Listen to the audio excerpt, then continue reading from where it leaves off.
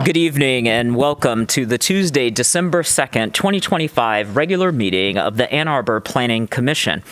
My name is Donnell Weich. I'll be chairing tonight's meeting. For detailed information, including meeting procedures, please review the full printed meeting agenda provided at each end of the dais. Manager Kelly, would you please call the roll? Absolutely, noting that Commissioner Lee had an advance absence this evening. Commissioner Weich. Here. Commissioner Abrams. Here. Commissioner Hammerschmidt. Here. Councilmember Dish. Here.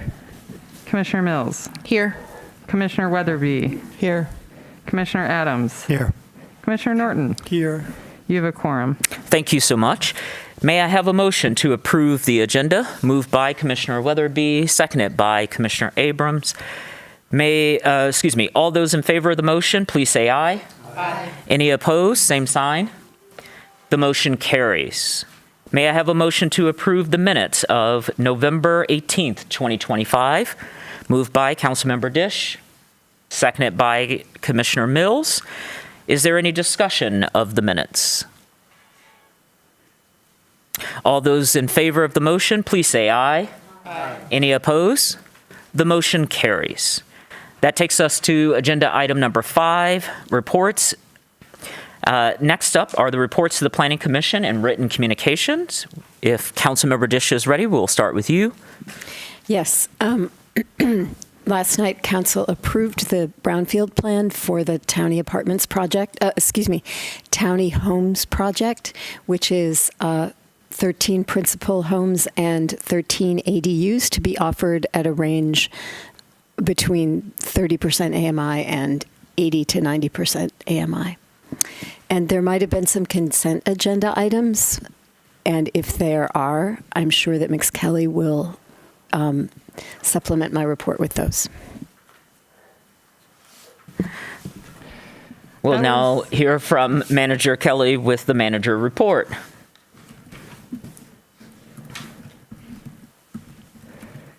That was also the only item I had from the council report out, so thank you, council member. I would like to share that your 12/9 working session, that is December 9th, virtual working session at 7 p.m., that will have a presentation regarding best practices in rezoning from Professors Levine and Kazis of the University of Michigan, followed by student presentations. This was coordinated through your chair, and we look forward to an interesting session this upcoming Tuesday. And I would also like to draw to your attention the 2023 to 2024 activities report in your packet that was prepared by our new associate planner, Emma Berger, who's sitting to my left this evening in coordination with the department managers. And so now that we have more systems in place to pull information from our new permitting software stream, we hope to return to more regular reporting of department and development trends. That concludes the manager report. Thank you for that report, and thank you for the printed report, Planner Berger. It was nice to look at that and see the trends. I have a question for you later, but I'll wait to ask that in commission proposed business at the end. Do other commissioner officers, that's not a threat, it's just a quick question. Do other commissioner officers or committee liaisons have anything else to report? Yes, Commissioner Abrams. I just wanted to report that the Revisions Committee met last week to discuss potential revisions to the UDC around exceptions to height limits, the sustainability and affordability components that allow petitioners to add 30% to their height in exchange for meeting certain criteria, and also to explore whether there are projects that could be approved by the planning manager instead of coming to planning commission for approval. So those are things which are in discussion. No decisions were made. We had a nice open conversation, and both of those things are still ongoing. Thank you for that report. Are you having a hard time hearing us? I am as well. I sent a note to Okay. Mr. Kosky, but if you'd like to take a break, Mr. Chair, to just Sure, let's do that. We're going to recess for 5 minutes. We'll return at 7:11, hopefully better amplified.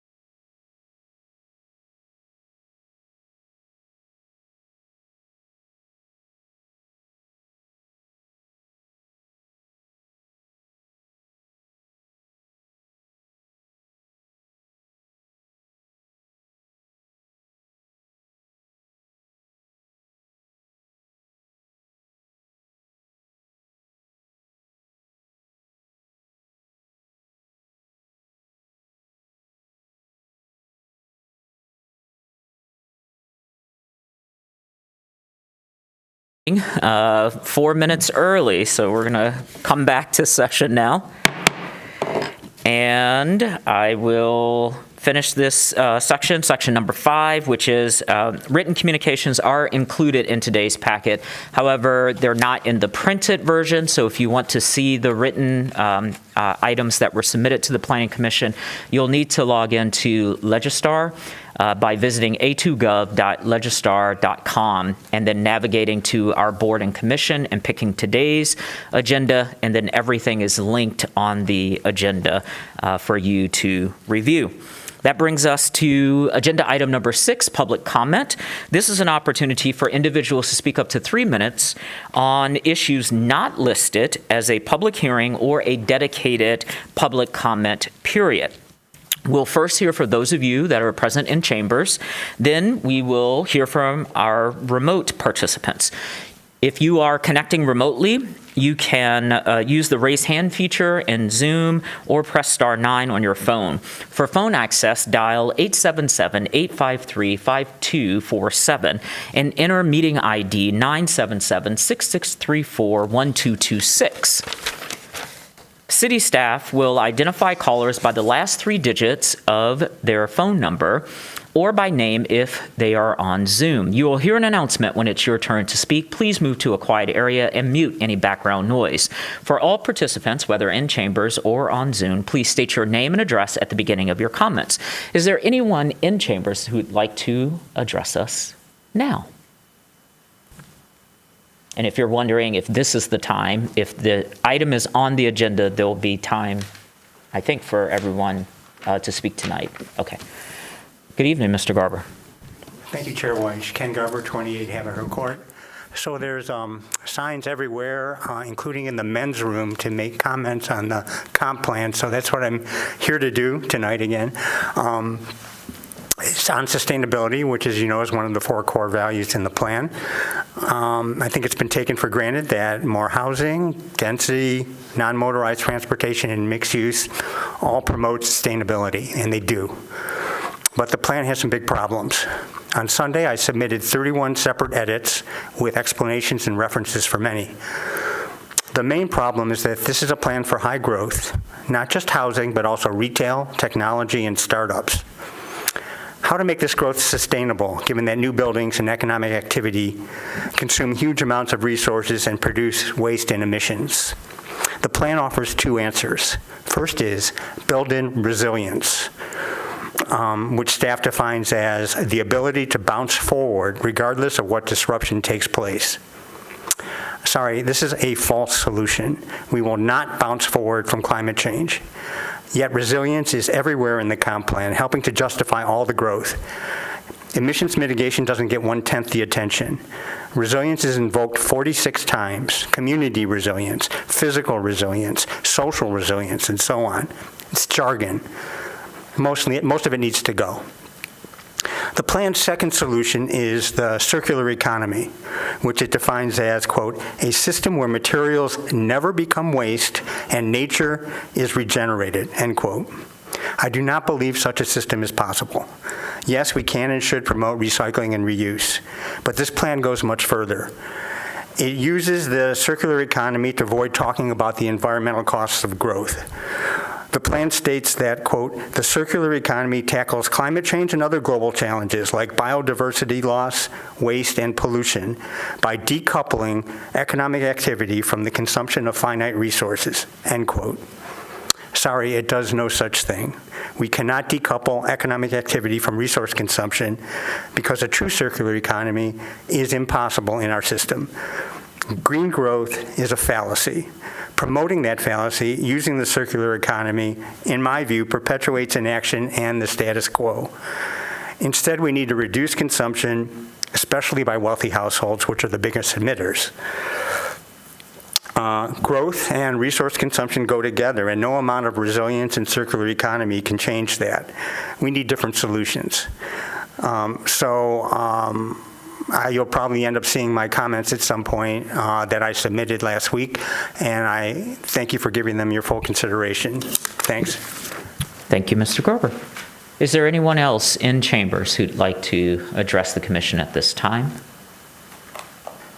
Seeing none, do we have remote participants? There are 5 attendees this evening, one of whom has their hand raised.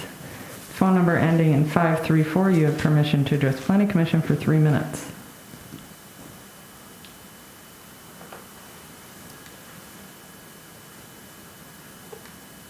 Good evening, this is Tom Stolberg.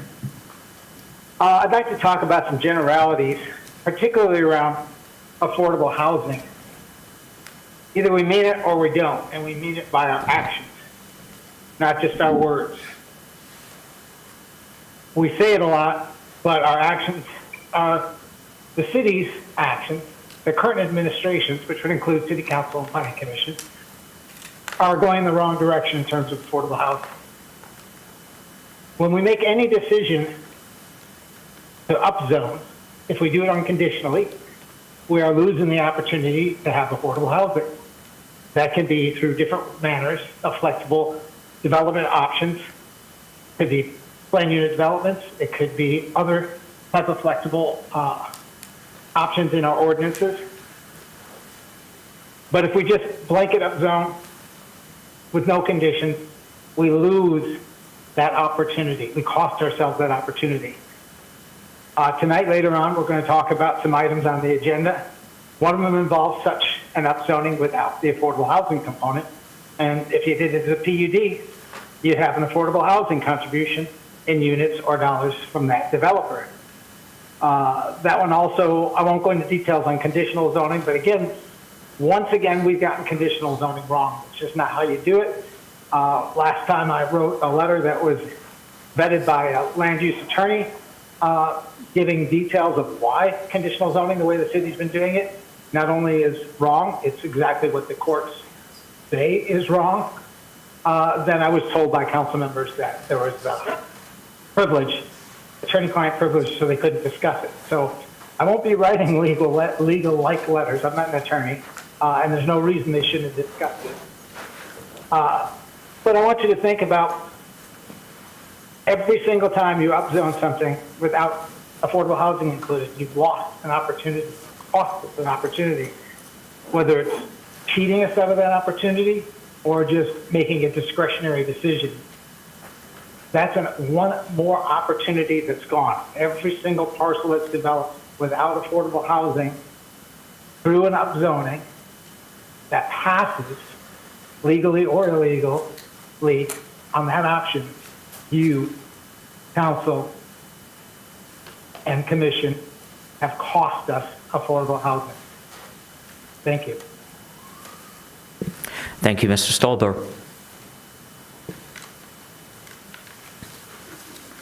There are no further hands raised, Mr. Chair. I will close the public hearing or comment period. What are we calling this? Public comment. And move us to agenda item number 7, communication from commissioners. Is there any?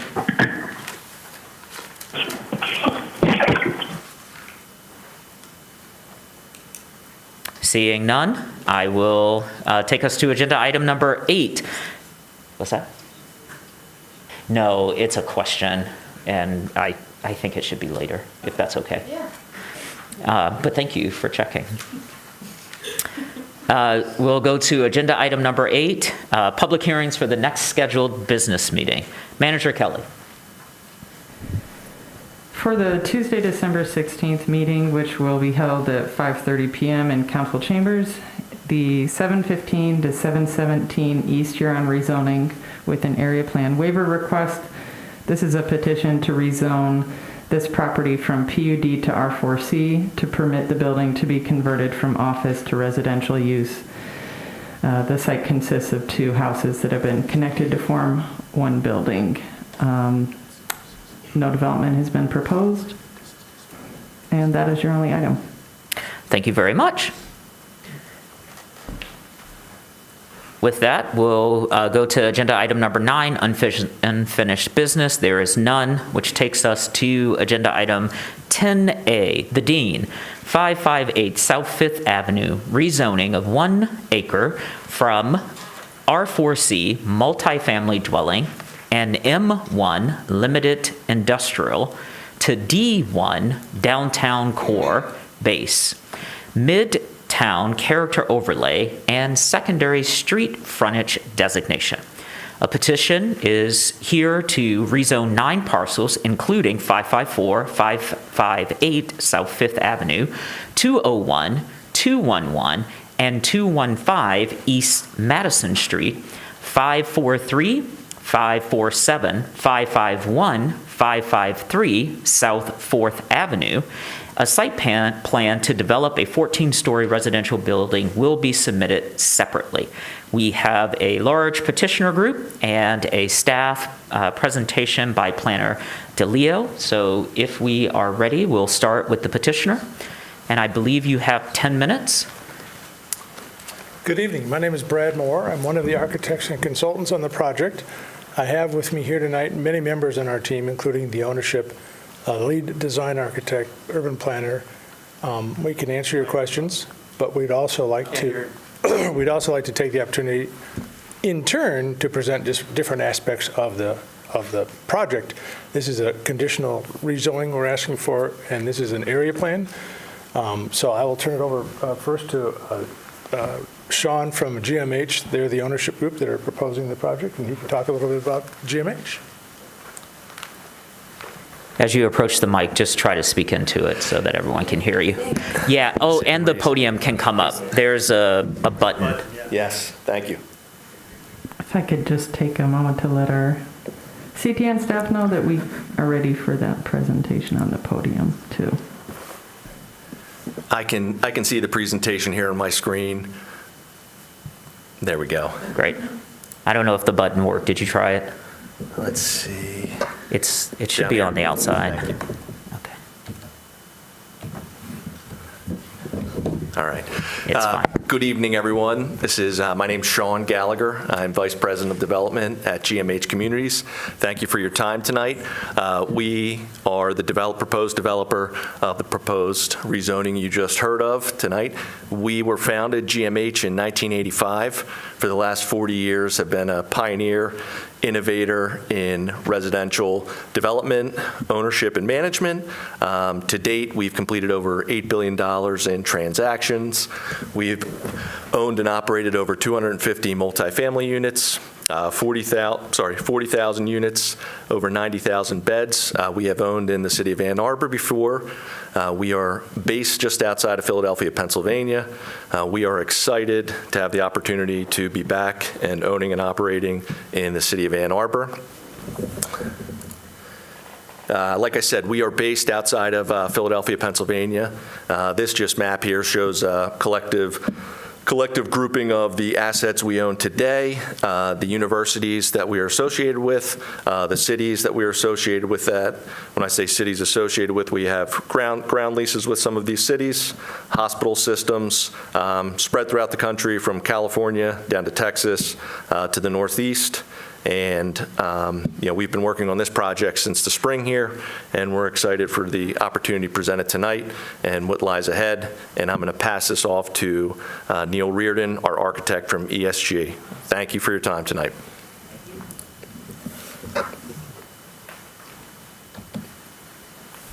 Okay, thank you, Sean. Neil Reardon, ESG Architecture. We are the lead design firm here, and we have the rest of the team present as well. A little bit of summary, and then I'll go through the concept of the design, but first hit on the site plan as it pertains to the area plan and rezoning application in front of you. Summary, this is going to be 220 dwelling units, with a height listed at 161. As mentioned, adhering to the downtown development standards, and then we'll get into the overlay district in a minute. The site is located right here between 4th and 5th, and then on the north side of Madison, across from the new El Bell Field. There you see it again in the context of the South Campus and some of the other campus properties nearby. Just to note, this site is befitting of upzoning. There's lots of attributes that have already been invested in the city: bus, bike, and trail. Some of these graphics illustrate that components, as well as these graphics.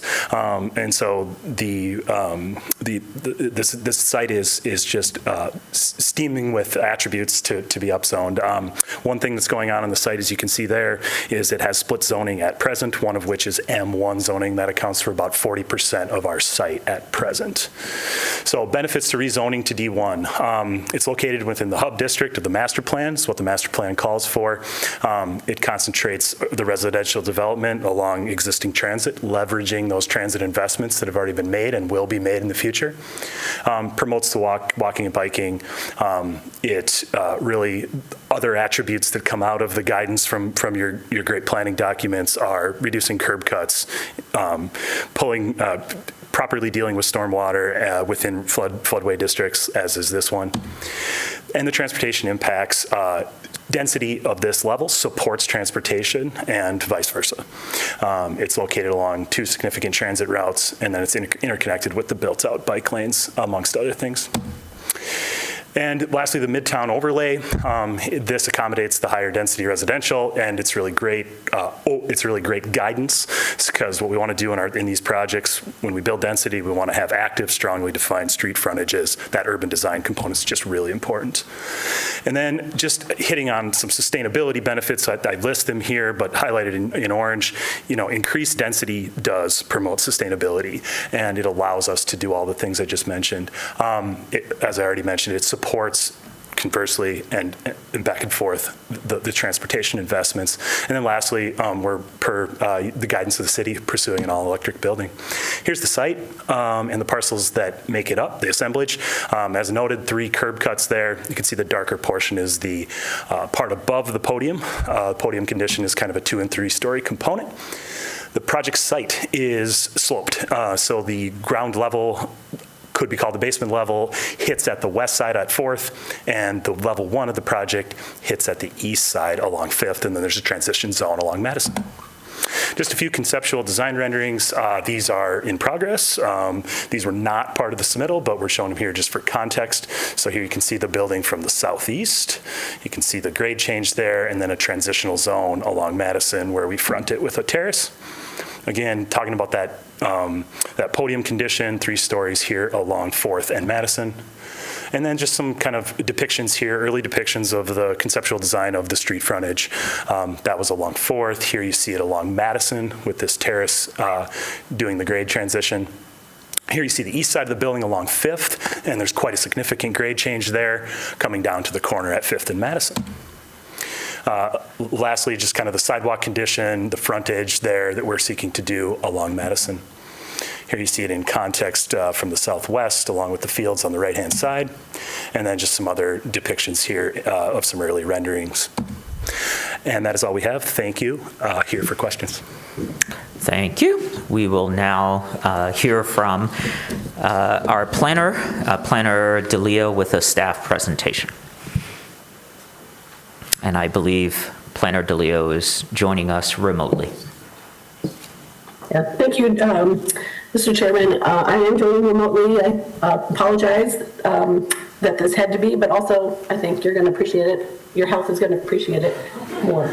I'm going to try to be extra brief tonight, but as mentioned, this is a petition to rezone 9 parcels north side of East Madison Street between South 4th and South 5th Avenues from R4C and M1 to D1 Midtown Character Overlay and secondary street frontage.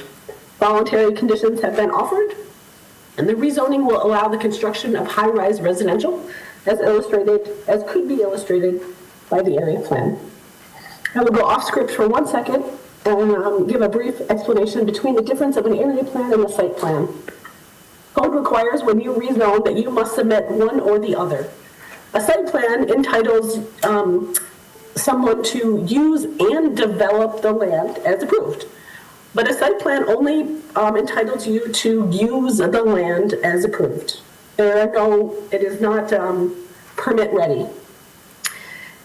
You are entitled to then use the land consistent either with the existing zoning that's there or with the proposed zoning.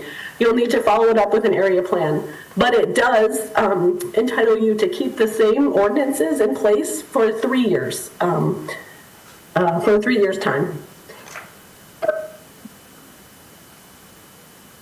In the staff report, I've talked a little bit about existing conditions. As mentioned, the site is in the floodplain management overlay zoning district. That is a district that is slightly larger than the mapped flood hazard areas. And the flood hazard areas have two components, the flood fringe and floodway.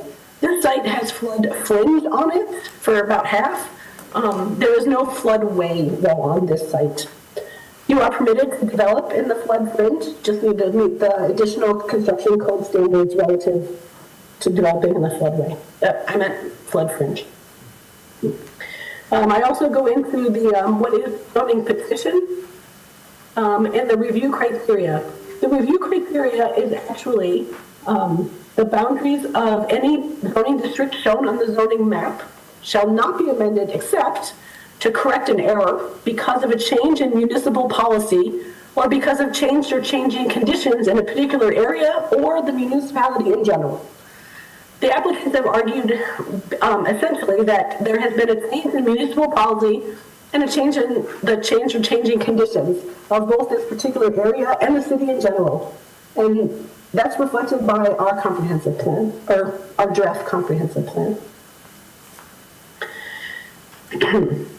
So, about the rezoning, I've provided a couple levels of analysis in the staff report. First, in general, the 2009 comprehensive plan, in summary, encourages more dense development and has a particular emphasis on just more housing overall, a wider range of housing types and more sustainable developments and living arrangements that enable less or no reliance on personal vehicles, reduced vehicle miles traveled.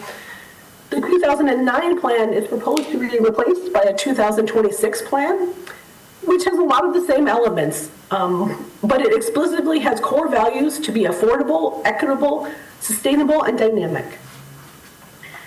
Specific to the base zoning request, the proposed D1 designation is in keeping with the overarching goals of the 2009 comprehensive plan, and it's in keeping with the 2026 comprehensive plan that not only reinforces the 2009, but plainly recommends that this site should have the same land use regulations and designation as the present day downtown, the 66 blocks of downtown, which are about half D1 and half D2. For the overlay district that they've recommended, first it is needed because neither base district, D1 or D2, provides regulations for the building height or form or side or rear setbacks. So these dimensional standards are regulated by the overlay districts, so we have to apply one. The proposed Midtown Overlay District, we feel, is the most appropriate for the Dean site, given the proposed D1 base designation. The 2026 comp plan suggests expanding the downtown core eastward and southward to meet the edge of campus. So the Midtown Overlay District is currently framed on all sides by other character overlay districts, and its purpose is the higher density development with a strongly defined street edge and active open spaces. Regarding the street frontage designation, again, the base nor the overlay regulate the required front setbacks. For that, you'll have to designate a frontage.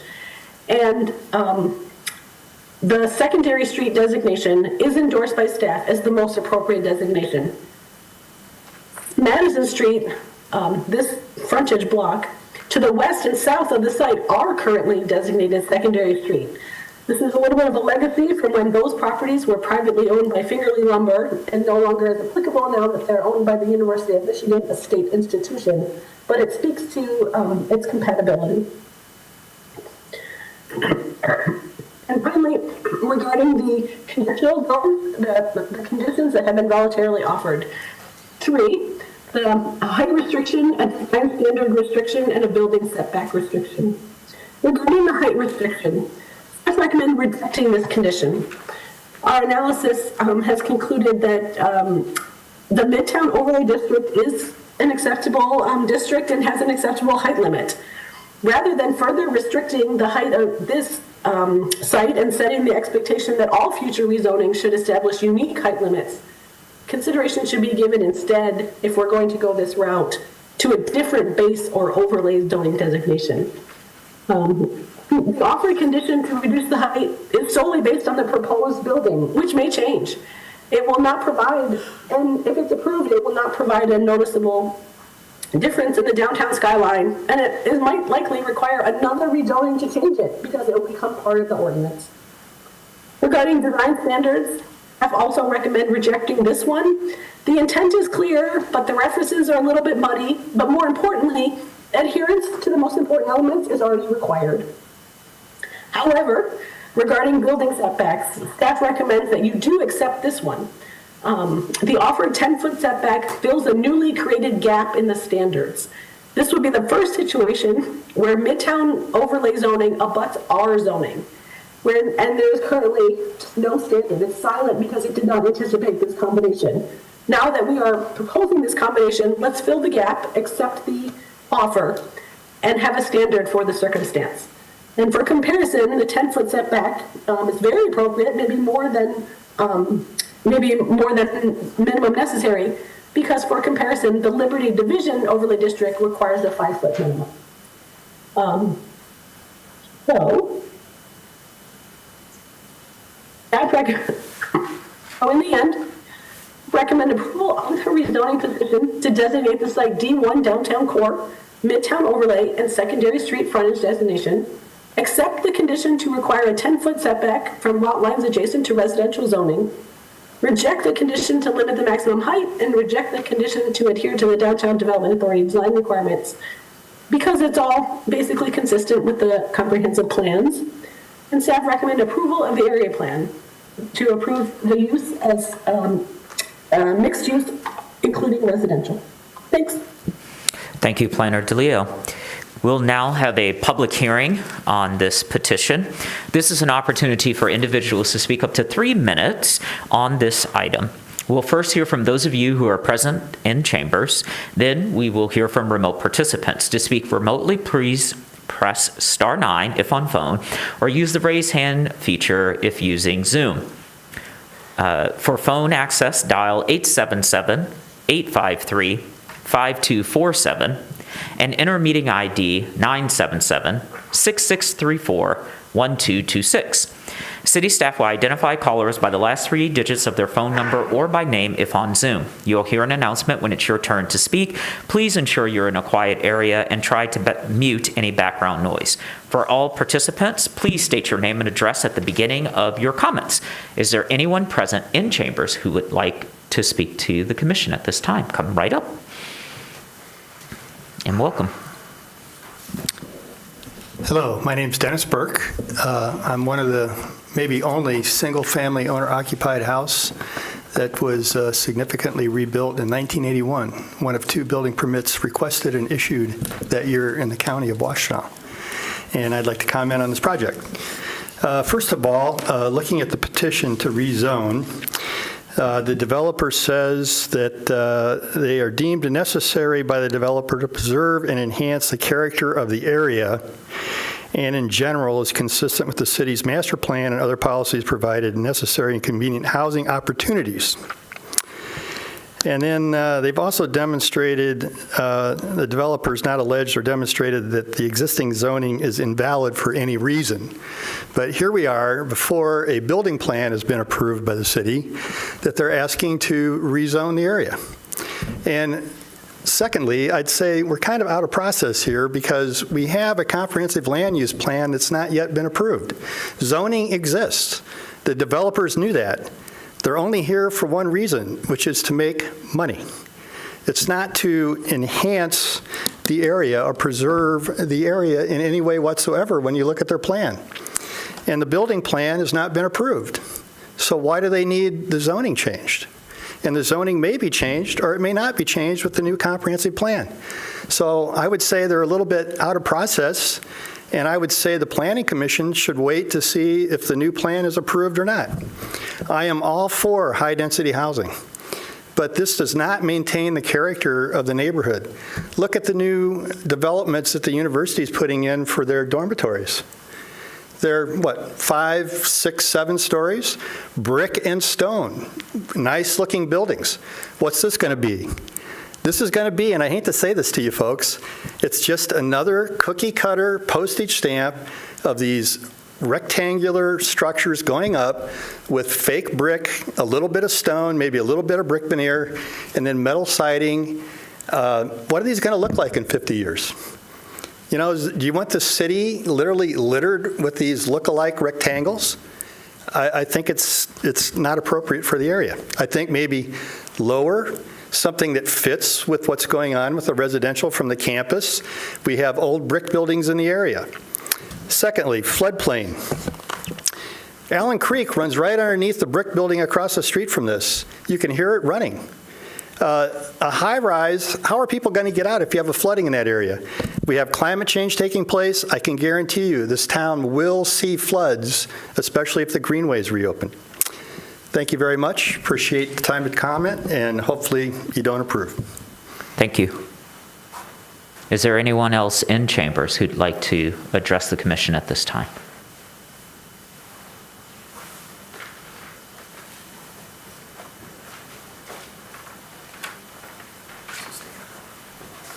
Thank you, Chair Weiss. Ken Garber again, 28 Haverhill Court. I don't have a position on this rezoning, but I'm puzzled by the process. And Mr. Berg touched on this. We typically don't see a rezoning separate from the site plan. We typically consider them together.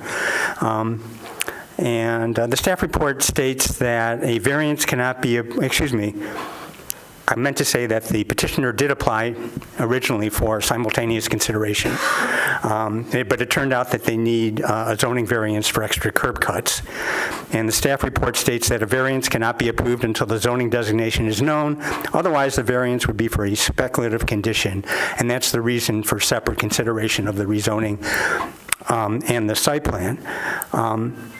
But I don't see why that is. You can consider the rezoning and site plan together. Just make the the variance part of your, make it conditional on your approval of the rezoning.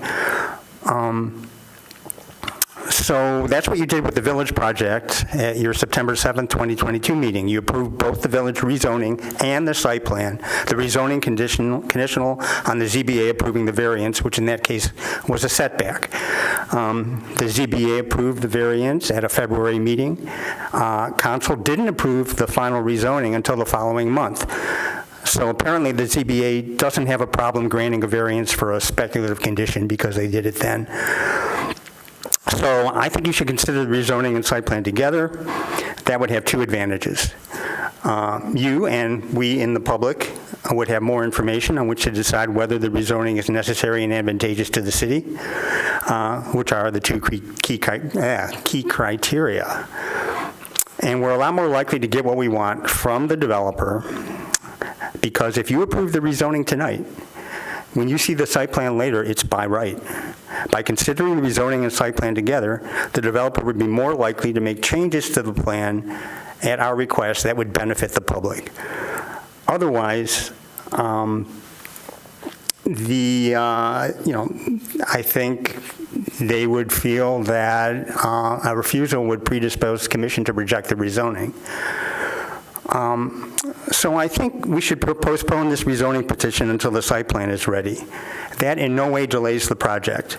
They can't move forward anyway until site plan approval. And as I mentioned earlier, they can obtain their zoning variance after your conditional rezoning approval and before City Council rezones, as happened for the village. So it's a bit convoluted. I apologize for my garbled delivery, but basically I think you should postpone tonight's rezoning vote and wait for the site plan and look at them together as you typically do. Thank you, Mr. Garber. Is there anyone else in chambers who'd like to speak at this time? Good evening. I'm Beverly Strassman. I'm president of the Germantown Neighborhood Association, and I live just a couple doors away from where this, 14-story tower would be, relative to our two-story house and all the other two-story houses around. So we live there, and we walk to the university. People like us are being pushed out, and I know we're not the only family being pushed out. And the other thing I want to say is that you are incurring legal liability for the citizens of Ann Arbor. Just at the meeting, I went to the floodplain and floodway map. I have it right here. This site is actually partially in the Allen Creek floodway. That's the blue floodway, and then it's also very substantially in the floodplain. It is not, as was stated, just in some sort of fringe flood district. It is squarely in the floodway and even includes the floodplain. And I know from living there that there is sometimes a couple feet of water down in that corner. This is a very hazardous situation. It would be far more appropriate for you to wait until the comprehensive plan has been developed for the entire city. Jump-starting this just for one corner of an area that is no different from the surrounding area is really unfair to the citizens of Ann Arbor and to those of us who are the neighbors. You really should be waiting until the comprehensive plan determines whether this area will be zoned D1, D2, or whatever it will be. But just jump-starting for this one corner in the floodway and in the floodplain, all I can say is it's legal liability for the city, and I would highly advise against it. The Germantown Neighborhood Association strongly opposes it.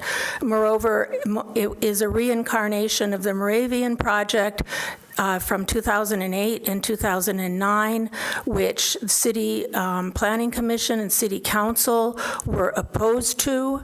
Nothing has really changed in the interim. At that time, it was recognized that it was destroying the character of Ann Arbor and that its scale was inconsistent with the surrounding neighborhood. So yeah, it's just that. I've lived in Ann Arbor for several decades, and all I see is kind of the destruction of the character of our city. And then we get the legal liability to boot. So we think this is a very wrong-headed plan, and the Germantown Neighborhood Association is opposed. Thank you. Thank you. Is there anyone else in chambers who'd like to speak?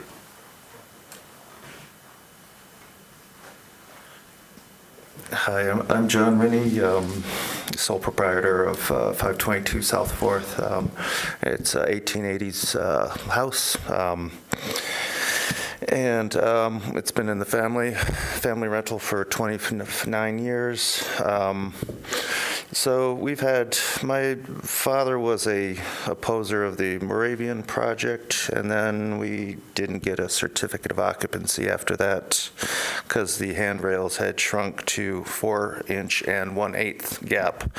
Meanwhile, the house across the street still has pipes to this day. I opposed the 128 project, same block. And then the city wanted to make me rebuild the house with 3 ventilation systems, which would gut it, of course. And then, so now the city requires rental housing licenses, and I'm not sure what time I have. So this is, okay.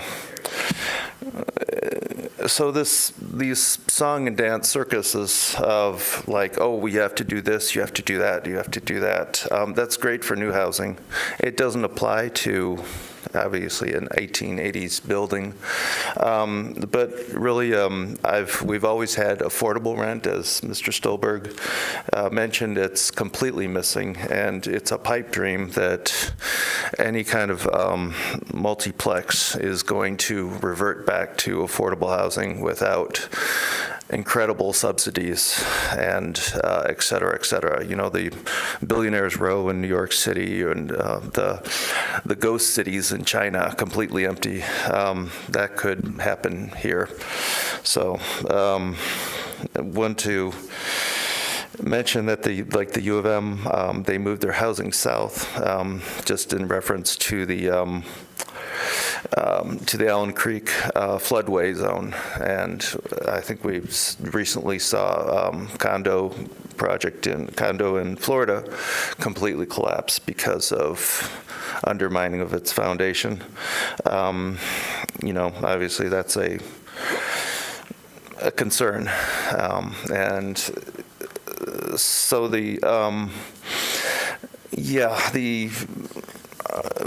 basically the city, it seems like it's pushing out small businesses and putting all these restrictions, and large corporations, REITs, international REITs, whatever, moving in, buying up small. And it's kind of destroying the character of Ann Arbor, the thing that really makes it cool and attracts people. And of course, they need someplace to park as well. So thank you for your time. Thank you. Is there anyone else in chambers who'd like to address us at this time?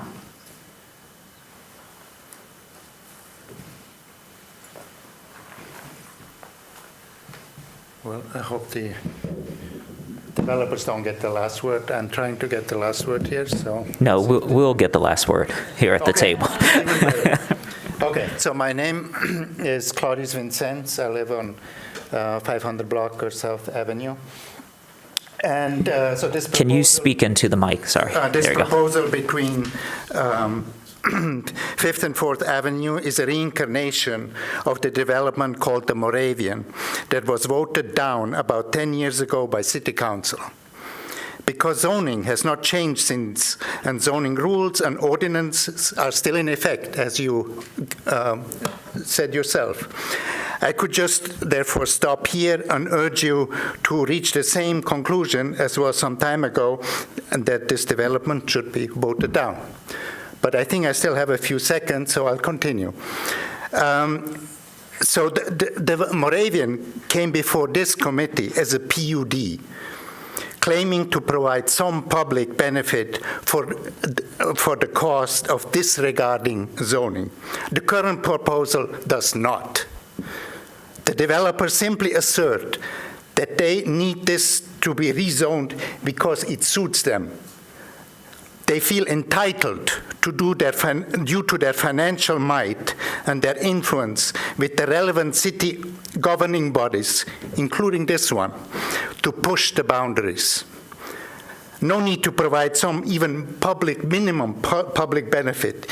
Even the standard penitence payment to the Affordable Housing Fund is not a consideration of theirs, though their development will destroy multiple dwellings with affordable housing. Basically, they take the attitude that zoning is for sissies, not for the well-connected and financed. Furthermore, by applying for rezoning and not the PUD, they will push the boundaries twice. Once now and once more when they have the D1 zoning in their pockets. The city has committed itself to that future increases in density in Ann Arbor will be guided by a comprehensive plan that is currently in the works. The last public commenting period is currently open. This rezoning proposal is making a farce of the comprehensive plan. There is nothing comprehensive about this project. It's just one developer trying to get ahead of the others by shortcutting the process that has many stakeholders. The building itself is an abomination. Putting a high-rise at the bottom of a hill will negatively impact the whole block and more. Currently, the houses are nicely placed on a southern slope. If the high-rise were to be built, all these houses would be placed in a ditch formed by the building and the hill. It goes against any aesthetic design criteria, including the ones outlined in the current planning document. Natural features should be enhanced, not squashed. Please vote this down. Thank you. Your computer. Thank you. There you go. That was a gift. I don't think we're allowed to accept gifts. You do, though. I do not. For the record, I don't think my colleagues do either. Is there anyone else in the chambers that would like to address us at this time? Seeing none. Manager Kelly, do we have online participants who wish to speak? We do not. I shall close the public hearing and read the motion. The proposed motion is, the Ann Arbor City Planning Commission hereby recommends that the mayor and city council approve the Dean rezoning petition to D1 downtown core base, midtown overlay, and secondary street frontage designation. Approve the Dean area plan and accept the voluntary offered conditions to 1, limit the maximum height to 161 feet, 2, adhere to the design requirements of the Downtown Development Authority, and 3, provide a 10-foot setback adjacent to residential zoning. Moved by Councilmember Dish, seconded by Commissioner Hammerschmidt. We are now in discussion. Who would like to kick us off?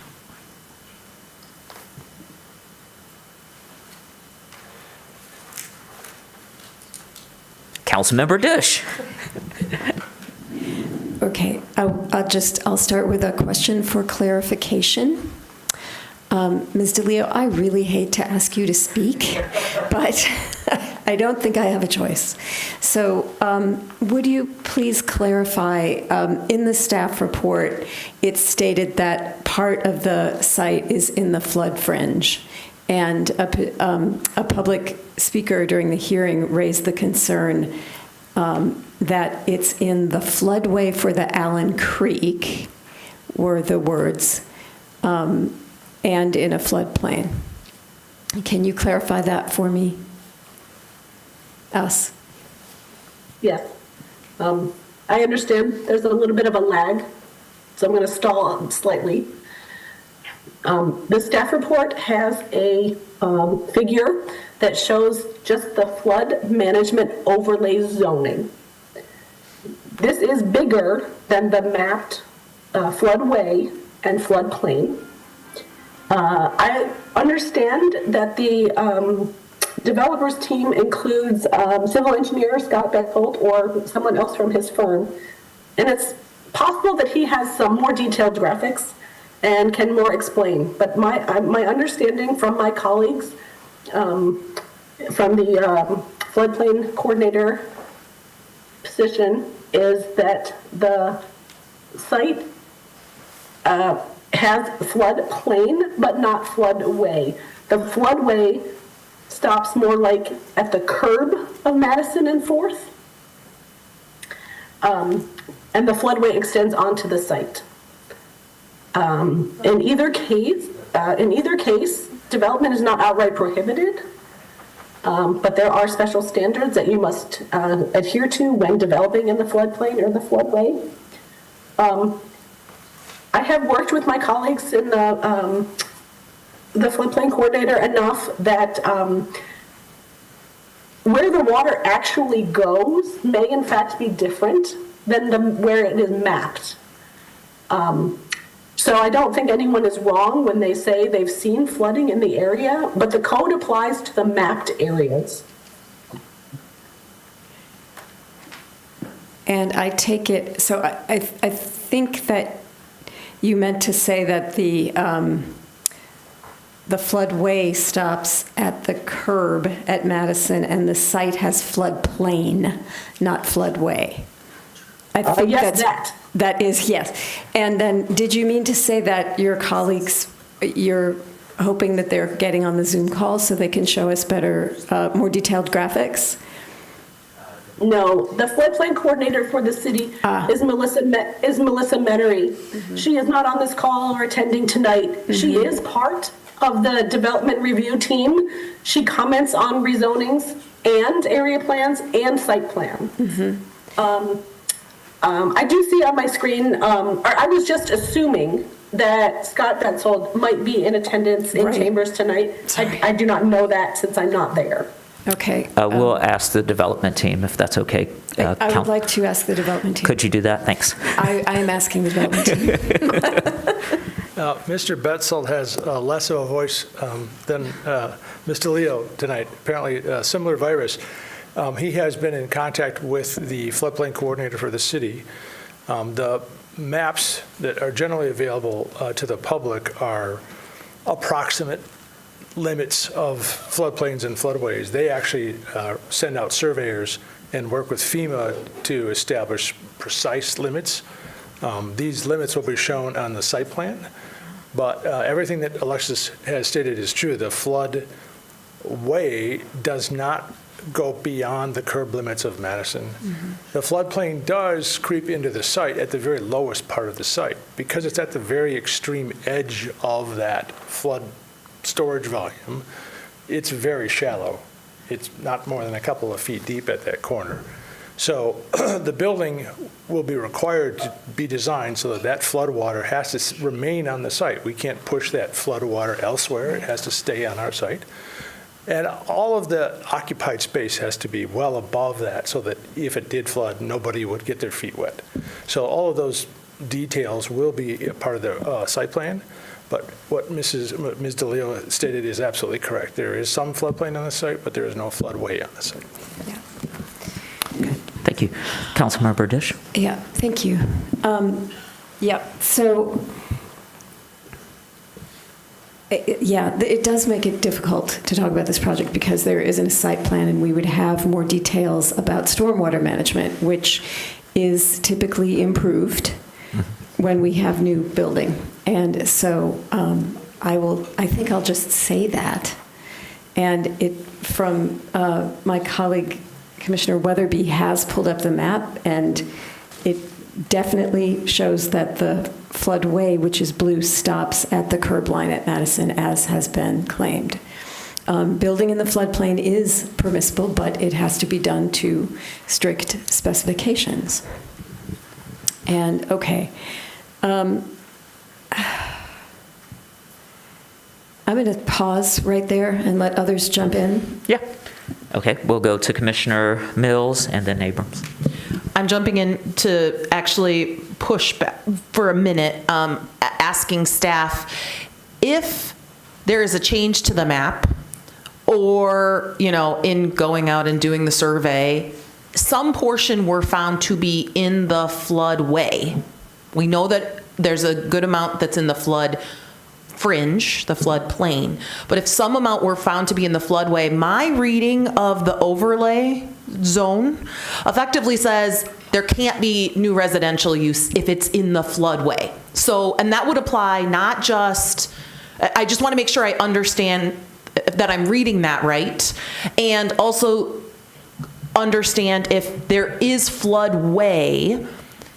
Does that mean, I know that we've seen things in the flood fringe where there's parking underneath, and right, so people's feet don't get wet. The important infrastructure is out of the water, but that there is residential above that area. If it's in the floodway, though, I'm not sure that it can. So even, again, is that true? Am I reading that right in our code? I think you are.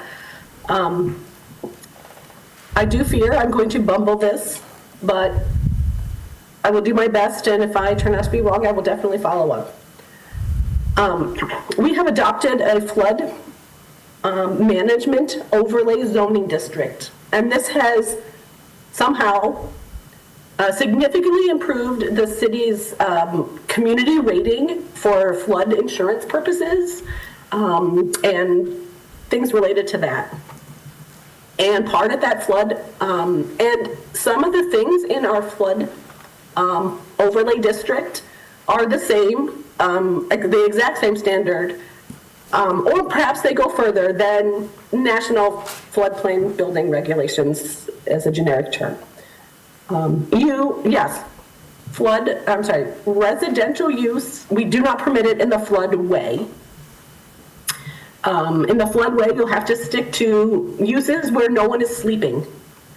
In the flood fringe, you are allowed to build residential, and but your building code requirement is the floodwaters have to pass through that. You have to build it with stilts, sort of, and the floodwaters have to pass through that when it's a residential, because that is the safer option. In the flood fringe, if you'd like to build commercial right down there at the street level, now that's permitted, and it has to be flood proofed, meaning like you can reinforce that, you can make it a reverse swimming pool.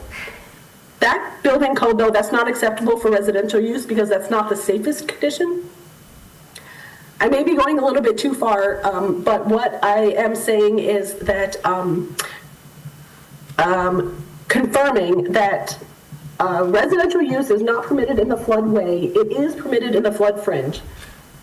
Non-residential uses are permitted in both the floodway and the flood fringe, and they have different construction standards. And then I think you had mentioned what happens if the maps change. If the maps change, the building design has to be redone, and that's whether it's rezoned or not. If the maps change, the maps trump, and the maps dictate what code is applied, and it's a lot. In that sense, it's like other codes. Thank you. And to be clear, the overlay zoning, rezoning this property does not change the overlay zoning at all. That floodplain overlay zone remains. Right. Thank you. That is correct. Getting to the standards and of the rezoning, we didn't make an error previously, so that's not what we're trying to correct. I personally am uncomfortable. I appreciate in the staff report the walking through what is in our currently adopted comprehensive plan, which is moldy old. It's due, right? That's why we've been revising it. But our new plan is not yet adopted. And so I'm uncomfortable with that element. I would say that there has been a significant change in the last 15 years. I mean, actually, it's very clear from the staff report, we haven't even rezoned the land across the street that's now university property to acknowledge that, right? I'm assuming that at some point that is going to come before us, but I mean, the campus has significantly expanded in this particular area. So I think that the idea that there are changes of conditions since the last time we looked at that is 100% legit. I think then, if that's the case, the next question is, what is the right rezoning? It's very easy, in my mind, to make the case that this is D2. And I also fully expect that once we have a comprehensive plan, that this well could be D1 or whatever zoning designations we leave to. So I'll be real honest that I'm totally down with the idea of rezoning, totally comfortable if this were D2. D1 is the thing that I'm not sure of. I really agree with staff's recommendations on rejecting some of those conditions, in part because it's going to make it the make your own ordinances makes it really hard for these things to evolve along the way. And so I think standardization makes a whole lot of sense across those districts. I think that the idea of why isn't a site plan coming with it is one that I'm often asking. I don't love area plans, to be really honest. Even if this came with a site plan, though, if it's rezoned, it doesn't mean that what we approve as a site plan is the only thing that's allowed there. And so that's the other thing that I'm grappling with. Once it's rezoned, whether with an area plan or with a site plan, that rezoning lives on even if that site plan is scrapped and another one comes into being. So I I am not looking at the renderings, because if we rezone this, we have to be comfortable with anything that would be allowed in D1. If we rezone it, I mean, right, like, and so that is, and similarly, anything that comes in D1 is going to have to fulfill our expectations for floodplain management. It's going to have to meet all of those standards. So, that's not, whether it came with a site plan or not is not really part of like what I'm kind of thinking about right now. And we don't have, renderings are fine, but we don't have like the details of how close it is, because that's usually the thing I do, is kind of compare. The site plan is showing us a setback of 50 feet, but you're allowed to build within 5 feet. Like, is this what we're going to get? And we don't have those details here, and I think that that's okay. So I think it's fair to assume that this would be any other kind of D1. And again, so I'm interested in the rest of the conversation. Those are just my 2 cents worth in terms of timing of this, given where we are with the comp plan. Thank you, Commissioner Mills. Commissioner Abrams. Maybe just picking up on questions around process. Ms. DeLeo, could you explain one more time why this isn't coming before us with a site plan and a conditional approval based on the variance? Sorry. Okay. I will acknowledge that the variance that they are seeking is not tied to a zoning district, but it is in the Unified Development Code. And as staff, we felt that the village project was more of the outlier, and that it is not good planning practice to issue a variance when it is not certain from what you're granting a variance. Very often, a variance is a development standard that's tied to the district, say the exact district setback or so forth. But in any case, separating you are being asked whether the use and the development standards for this site should be changed. And once that question is known, then we will proceed with the site plan for the exact building that will be built on this site. We do have a lot of information about what will be proposed, and it will come very quickly. But we are separating the process so that there is no chance of the ZBA granting a variance that will run with the land for a zoning that never gets applied. And then thank you. And then one other question is about this choice between D1 and D2 that Commissioner Mills is bringing up. And I wondered if either you, Ms. DeLeo, or somebody on the development team could help us understand why D2 isn't the request.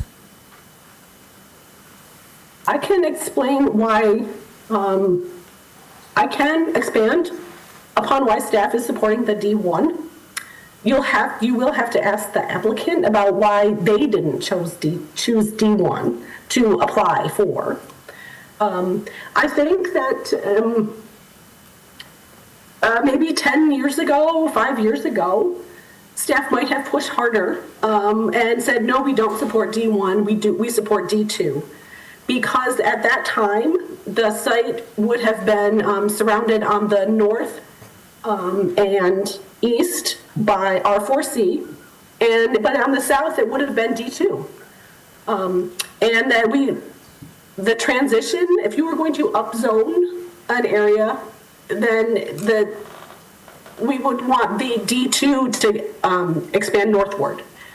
But the conditions have changed, and the land immediately to the south of the project is no longer privately owned. It's no longer zone D2. Or it cannot be relied upon to be developed as D2.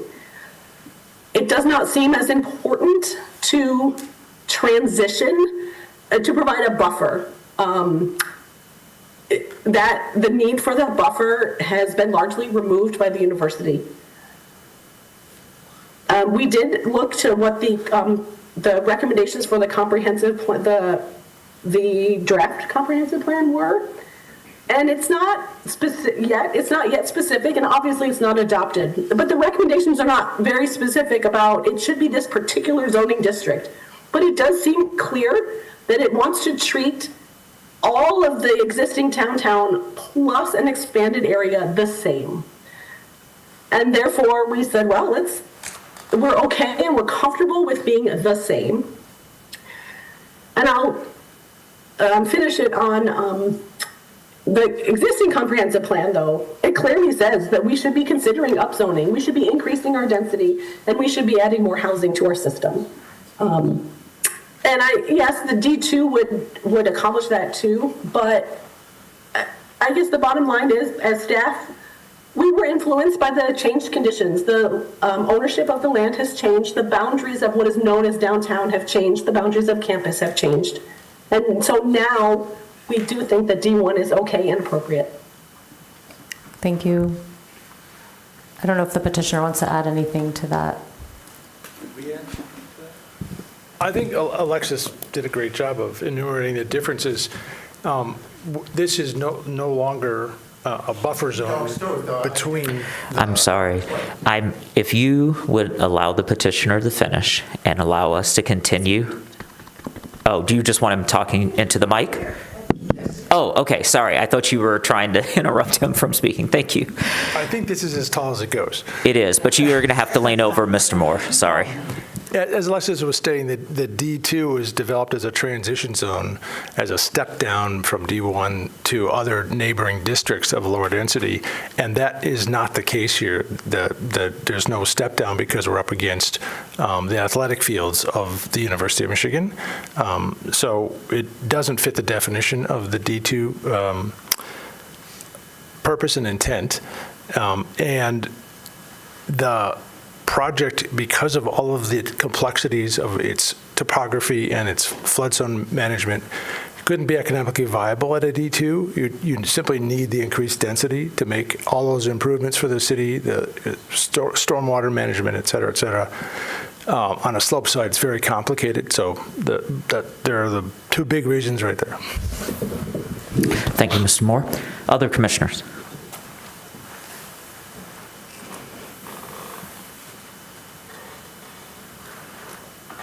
Commissioner Dish.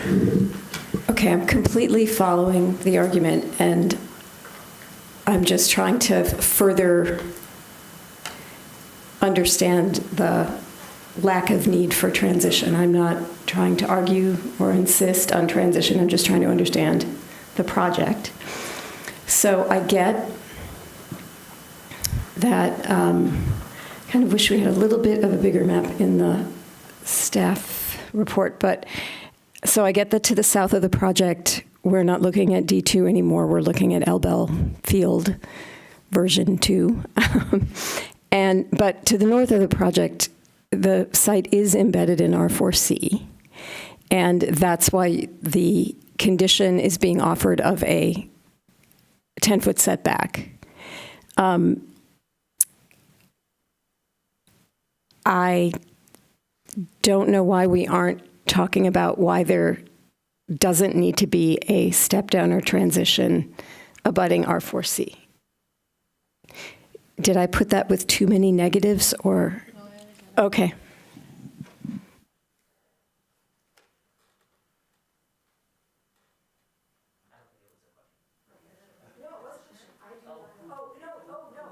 I'm sorry, for staff. I mean, okay, because you were working it out, so correct. I just thought you needed to work it out loud. No, I meant it had a question mark at the end. I do not know why we do not need to talk about a transition to okay, R4C. So you want the staff to respond to that? Mm-hmm. Yeah. Well, I would say I would respectfully turn it back to the commission. I think the tipping point is if you were following the 2009 comprehensive plan,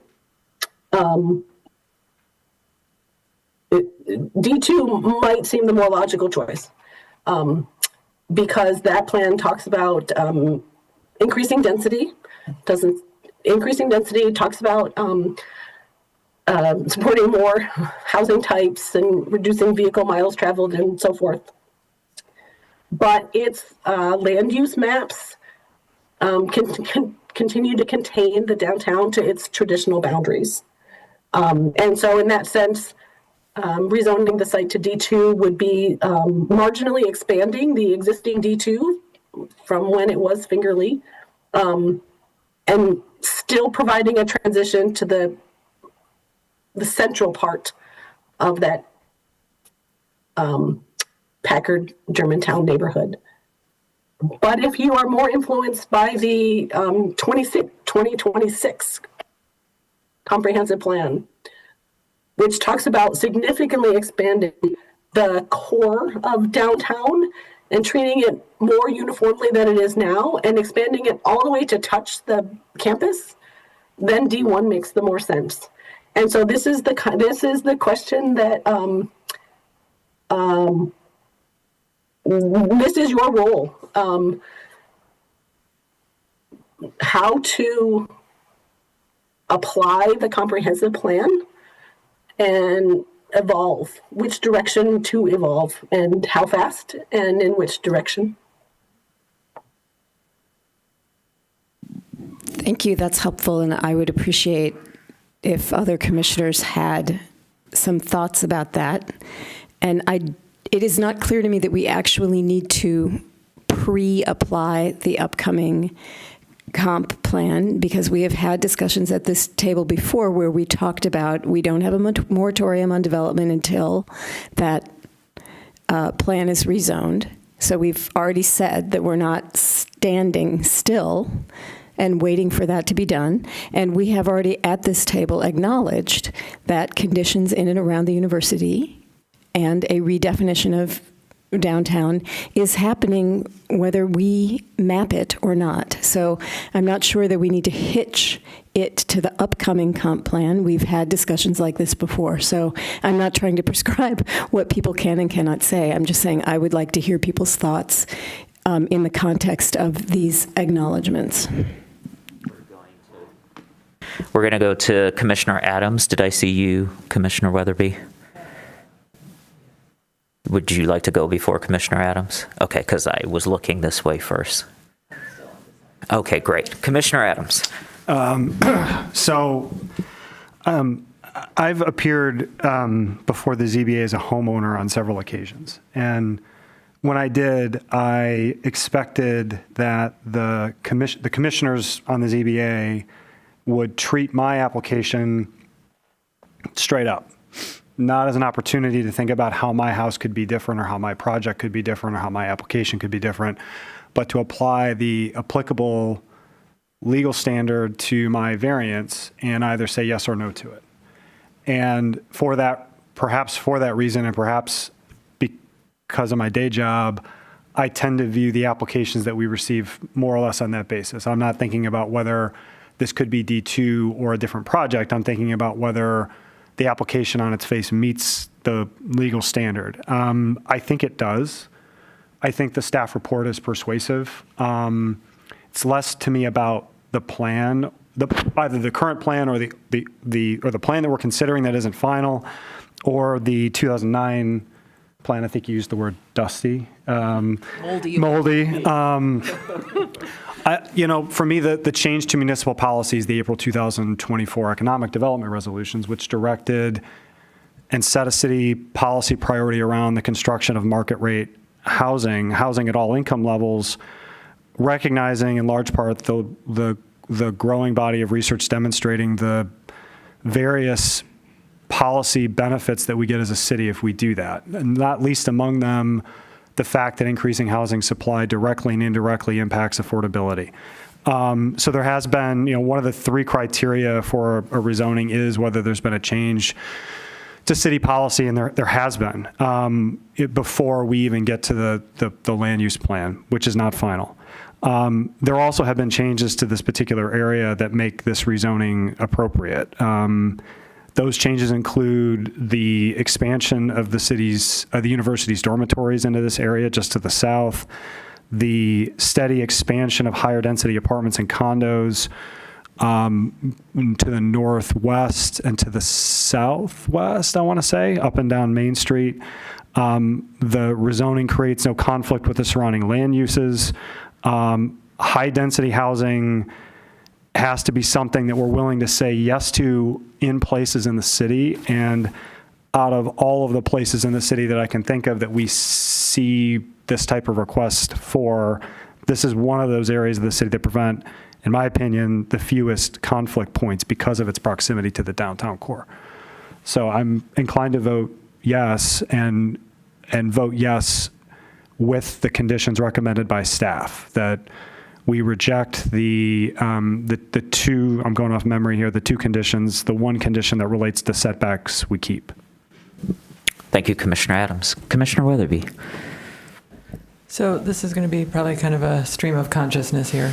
On the one hand, I am very sympathetic to the neighbors because my neighborhood is like the one neighborhood south that will also be affected, not at the moment, but in the future, certainly, by similar building.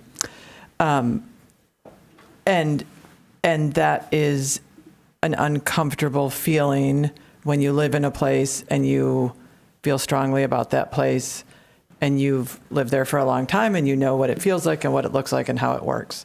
And then somebody comes in to say, hey, we look at it and see it as an entirely different thing from your lived experience. And that is a very significant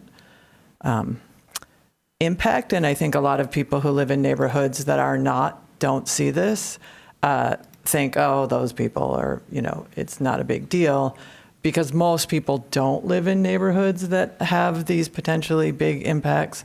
But for those of us who do, it matters. I have been involved in city politics on sort of either side of the dais for many years now. I was here when the Madison was proposed, which I think was like a 19-story building in this area. I was here when the Moravian was proposed, which was a 6-story building. There was another proposal last year for more parcels. Here's another one. I don't even know the ones that weren't proposed for this site. And those previous ones sort of didn't make sense to me because they were kind of in the middle of a residential area and then Fingerleys. It just didn't make sense. Things have changed in this site. And they have changed in a pretty dramatic way. And that is primarily not due to anything the city has done, frankly. It's almost entirely the university. But L-Bell there now is a different place. I can understand why you would have a taller building looking out on the new L-Bell field. It makes a lot of sense to me now. And it didn't make sense in the past. I do feel like this changes. This has been changed. The university has expanded and will continue to expand. And this is not going to be this big, tall building in the middle of a residential area anymore. It is going to be a building that is similar to the other buildings around that look out on what is essentially a public park for L-Bell Field. And that changes how I feel about this because it, like I said, the Madison didn't make sense to me in 2008 where it was this tall building. But things have just changed there. And I think, D1 or D2, it's going to feel a lot different to the people who live there and have that lived experience. And there's no soft pedaling that. It's a change that the city is changing. But that area has changed. And I think responding to this with something where more people can live. It may be one of many more essentially failed proposals for this site. There's no guarantee that this will be built, but I think that now it makes more sense to zone this in this way And so that's kind of where I fall, is that things have changed, and it's not the upcoming changes that I'm thinking about as much as the existing sort of conditions on the ground. And I think that it makes some sense to have a building in this site. It's going to be really close to the university. It's going to be, and like many of the other buildings along there, may not be all university students. It may be people who are not university students. Mr. Moore has had experience with that, building a building for students that ends up being lived in by non-students. So I would hope that this is, if we do build something here, that it becomes a building for a lot of different people and is a good addition to a neighborhood. But whatever it looks like, I think the zoning does make sense now. Thank you, Commissioner Weatherby. We'll hear now from Commissioner Abrams. Okay, go ahead. Okay. This one's hard for me. So I agree, or everything that you're saying, Commissioner Weatherby, resonates with me. I am extremely pro-housing, pro-density for the future of the city. I think there are a couple, when I look at the kind of review criteria, if I just want to be a stickler for the process, which I think we should adhere to, will it be advantageous to the city generally? Yes. Will it meet the convenience and service requirements of its users and occupants? Yes. Are there changing conditions that we should be taking into consideration? Yes. I think maybe but maybe the thing that is feeling a little bit sticky for me, and I could use some help from my planning colleagues, since I'm an architect, which could be commissioners or staff. I guess one question I have is just how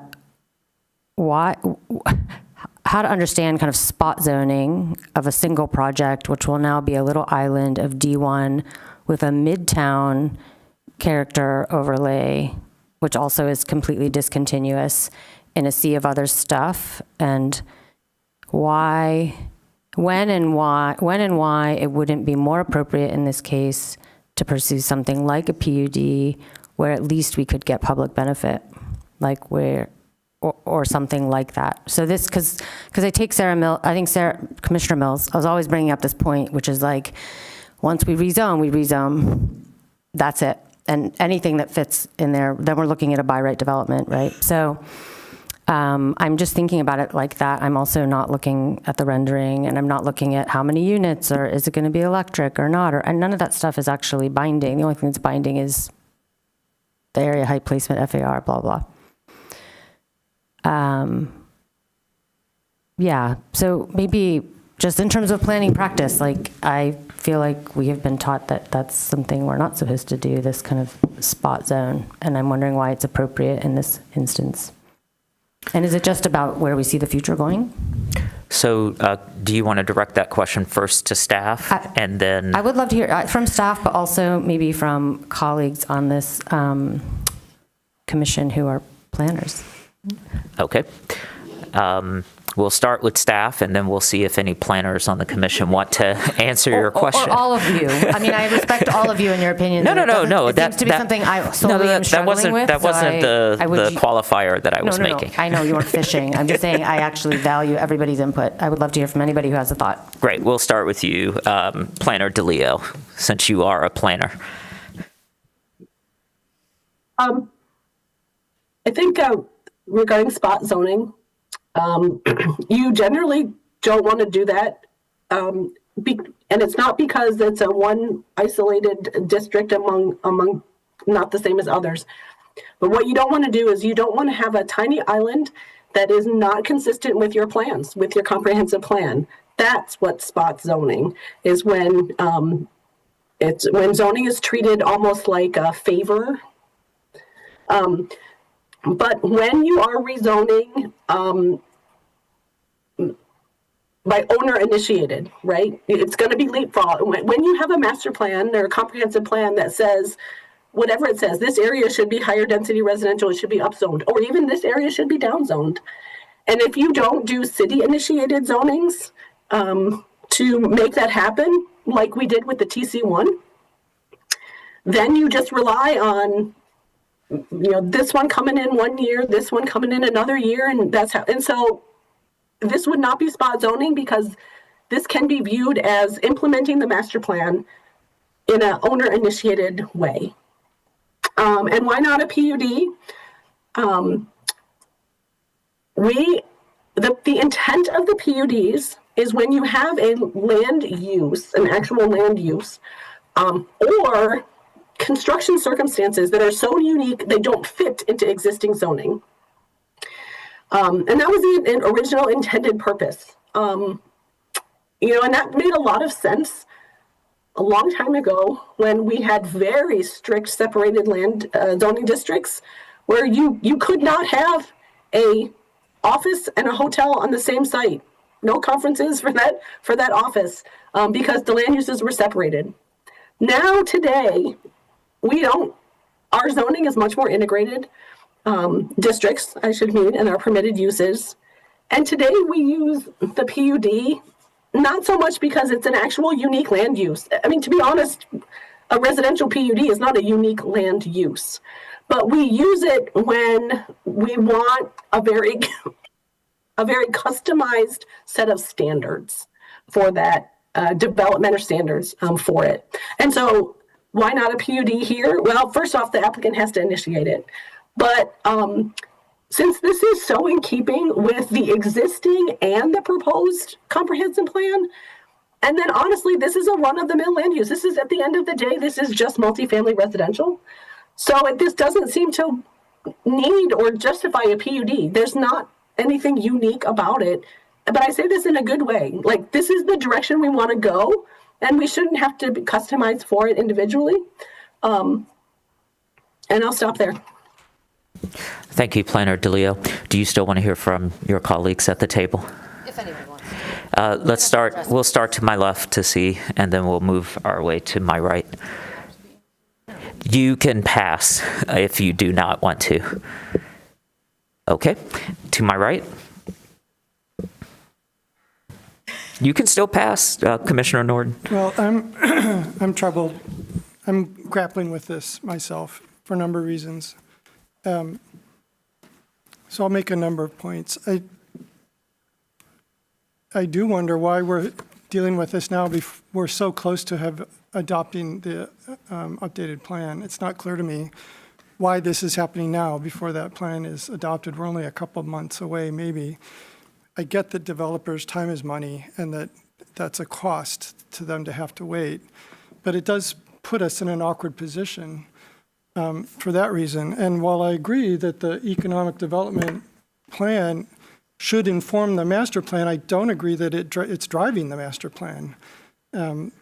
Otherwise, why are we doing the master plan? Why don't we just have the economic development plan? So I'm not quite convinced that all of the policies have been set that drive this to happen on that hand. And I recognize that this is going to be really disruptive to the neighbors, especially to the north. And it's a little bit disingenuous to say, well, all of the conditions have changed. There's no reason to step down because the university owns the property to the south when there's still a large RC4 district to the north.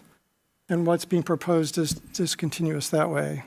So those are all of the things that are giving me pause about approving this. I'm going to flip to the other side. I want to make some points that we've been hearing over and over again.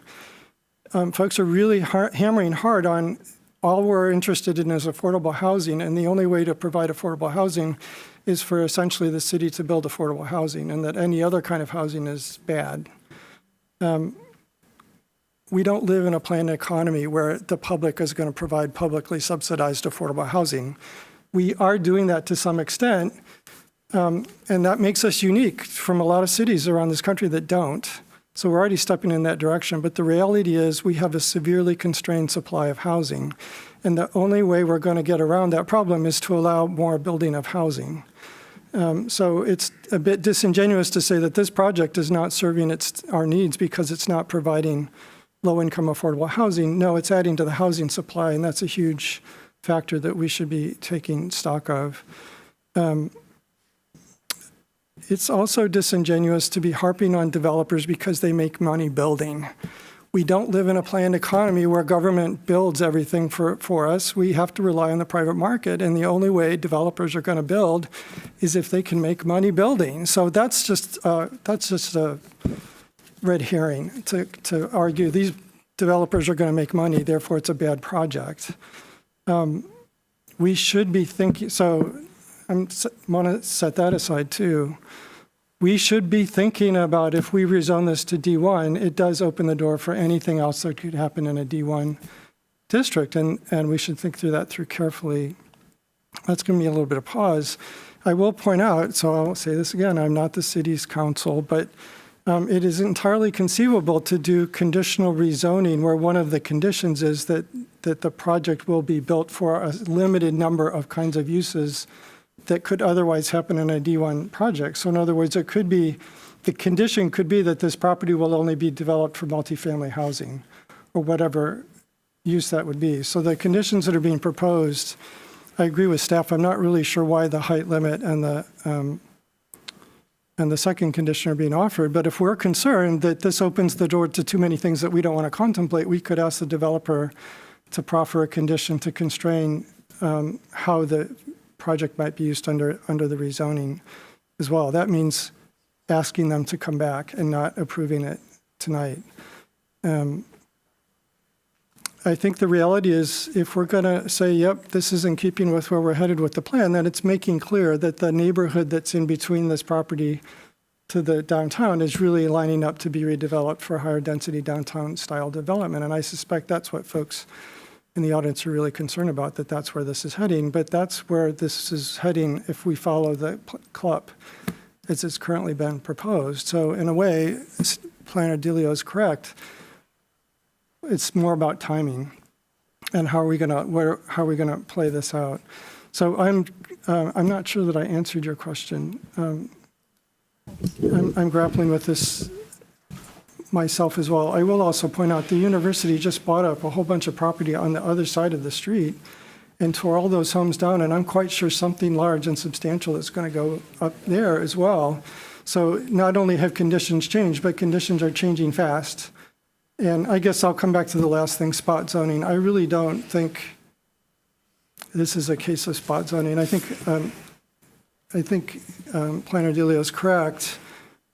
You're worried about spot zoning when it looks like the city is giving special favors to a builder just that has no public benefit at all, and it creates a new use in a sea of something else. This is a new use that's on the edge of already built-up structures. It's consistent with the flow of the way development is happening. The developer will make money on this project, but this is a multifamily residential project that's adding needed housing to the city stock. It's not some kind of special deal that we're giving away. I am frankly a little bit troubled by the idea that we should hold a PUD over a developer's head so we can extract more stuff out of them. That's actually very problematic to me. That's government abusing its power to zone instead of being more straight up and rezoning for what you think will benefit the city and then letting it develop it out. So there are a lot of cross currents going back and forth here. I wouldn't.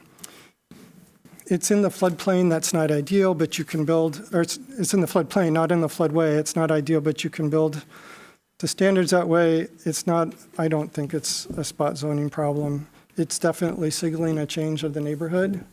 That seems to be where things are headed. It's premature because we haven't adopted the CLUP, but it's in the same direction that the CLUP is heading. So it's not ideal that way. I'm still trying to decide how I'm going to vote on this. Sorry for my ramble. Oh, no, it's okay. Let me just proffer one thing, and then we'll go to Commissioner Mills, and then Commissioner Weatherby, and then Commissioner Hammersmith. So one thing that may have been misunderstood in what you said, Commissioner Norton, and I do not believe you said this, but I want to be clear that you were not intimating at the table that we would establish conditions by which the developer would have to agree to for this approval. You were explaining a process whereby a developer can offer conditions of their petition. Absolutely. Great. I just wanted to Let me give those clarify. words to you so that no one was confused about Yeah, what you were The saying. Zoning Enabling Act is quite clear that conditions have to be offered voluntarily. Developers sometimes realize that if they ask for a rezoning that is too much, they can make the zoning body more comfortable by saying, we will offer a condition where this will be the only allowed use. So I was merely trying to point out that the kinds of conditions being offered tonight are not the only kinds of conditions that are often offered. But all conditions have to be offered They are by always the offered developer. voluntarily. So Correct. I did not mean, looking at the developer, that I'm signaling to you that you should come back with some kind of condition. I'm trying to speak to the context of what's going on here. Thank you, Commissioner Norton. I appreciate the clarification. Commissioner Mills, then Commissioner Weatherby, then Commissioner Hammerschmidt, and then I'd like to chime in. You were really skillful in seeing my subtle hand thing too. So on this, I think one of the things, again, I appreciate being on this planning commission because you guys are really thoughtful. And I mean, I don't know that I have my mind made up. Again, still, I came in confused and similarly. The thing actually that makes this even more tricky, I think, Commissioner Abrams, you articulated it really well about we're imagining filling it. The idea that we would be filling in from here north, I think makes sense. That's where we're coming from. And I think, Ms. DeLeo, you said this, we're not going to be able to rezone everything in keeping with our plans immediately, right? And so actually having petitioner-driven rezonings is going to be an important part to allow us to quickly put this in play. Actually, this is what gives me pause now about condition number 3, because we didn't anticipate in our current zoning ordinance D1 being next to residential, certainly this overlay district being next to residential. And I wonder, oddly, if we actually shouldn't take that, if we make the argument that conditions have changed around and so we're imagining that this is going to fill in to be matching, then that feels like an odd condition actually to have in this place. Because it wouldn't be residential then. It currently is though, and that's why I'm struggling. If we had the document that is drafted but is not policy, it's not adopted yet. If we had that, I think it would be real easy to be able to say, let's do this without that condition. This is the first of what we would eventually get to in rezoning, but we're not there yet. That's not the document that we're working from. And so that's honestly where I'm really struggling, is because I do think I can't imagine that there would be a donut. And so actually the condition number 3, that is the one that staff recommended that we do accept, sort of anticipates that there is a donut, or it sort of anticipates that it would be abutting residentially zoned property, but that's not, it just doesn't feel evergreen. And again, the timing is the thing that is really messing with my brain. So now I'm done. Thank you, Commissioner Mills. Commissioner Weatherby. So so I'm looking, I agree that we need to think, and I am also conflicted on this. Don't take my words as if I've decided specifically something. But I am looking at the comprehensive land use plan, and this area is in the hub firmly. And so when we talk about, so let's say the plan is accepted, and I'm going in the opposite direction of it's because it is near. I don't know what it's going to look like, but how would we react to this building related to the neighborhood, or how do we envision we would relate to this building in this neighborhood in a hub district? And this is for staff, I guess. if it's appropriate. All right, looks like Manager Kelly's going to weigh in Maybe I'll because Planner DeLeo is looking through the camera at Manager Kelly. Or I say, no, we haven't done this, we haven't accepted it, it hasn't been zoned, and we're not going to. So I am not the staff expert on the comprehensive plan. You know, you have great liaisons in Michelle Bennett and Manager Leonard, but I think that there have been great lengths taken to distinguish between the categories of land use that are in the forthcoming comprehensive plan, and not very much attention has been given to not confuse them with districts. So the districts would have a lot of specificity. They would tell staff what is specifically appropriate in a particular area, whereas the hub category as it stands and in the draft as it is now is a general, it's a gist of where the land use should go. And that is also what Ms. DeLeo was looking at in the 2009 plan. In our 2009 plan, as well as when she consulted the draft plan. So I would steer you away from drilling into what does hub mean, because we have not had a conversation really about what hub means in a zoning application. So what we can say now is that current and potential future plans seem to have similar support the use and the upzoning in this specific location. Okay. Thank you so much, Manager Kelly. Commissioner Weatherby, are you done? Excellent. Commissioner Hammerschmidt. Thank you. I similarly appreciate the thoughtfulness of this body. I have a few, and I'm similarly conflicted, guys, too. But I have a few kind of specific, I think, questions for staff, and then maybe a comment addressing the last thing that we were just talking about with the setbacks. Ms. Leo, I think I know the answer to this, but since it's 9 parcels, we rezone it, it's basically a lot combination, right? It becomes one big D1. Yes, or? So it's not required to do that, but they are going to do that to make their proposed development. Okay. I mean, it would make sense too. You can't just hit like little tiny D1 parcels. Don't really make a whole lot of sense. I just wanted to make sure. The thing I think that I've been most uncomfortable with maybe is this rezoning before seeing the site plan. But as I'm thinking about this, even if, say, we had a site plan today, right now, and we passed both today, right now, and something happens like with the previous projects you mentioned, and this project doesn't get built, it's still rezoned. Somebody could come in and by right project something else that meets D1, right? We would just need a new site plan. It would not be a rezoning. Okay. I think my comment about the I think I'm okay with the setback condition, because I just feel like, well, A, nothing is set in stone with the comp plan, the new comp plan.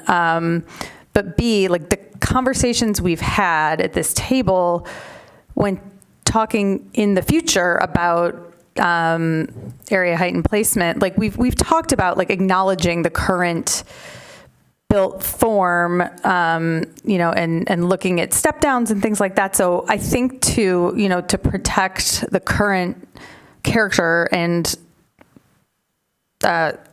what's the word I'm looking for? Scale of this neighborhood, I think the setbacks do kind of make sense. I don't think that it's like pushing us, like even if in the future it's all something similar to this, like a 10-foot thing isn't really going to like make or break a whole lot, I don't think. So maybe I think I'm comfortable with it because like for now it feels like it's a little more breathing room, because it is still like a pretty low density neighborhood. Okay, thanks. Thank you, Commissioner Weatherby. Oh, okay, Commissioner Norton, and then I will try to proffer some comments. I just want to make one more clarification. This idea of linking the rezoning to a site plan approval does not guarantee that the project will actually get built as the site plan has been proposed, because a developer can always decide at the last minute, I don't want to go there. And they could turn around and sell it, and you've rezoned it, and it's that zoning category. So I wouldn't get too tied up on the idea that the only way to do this is if it's tied to a site plan.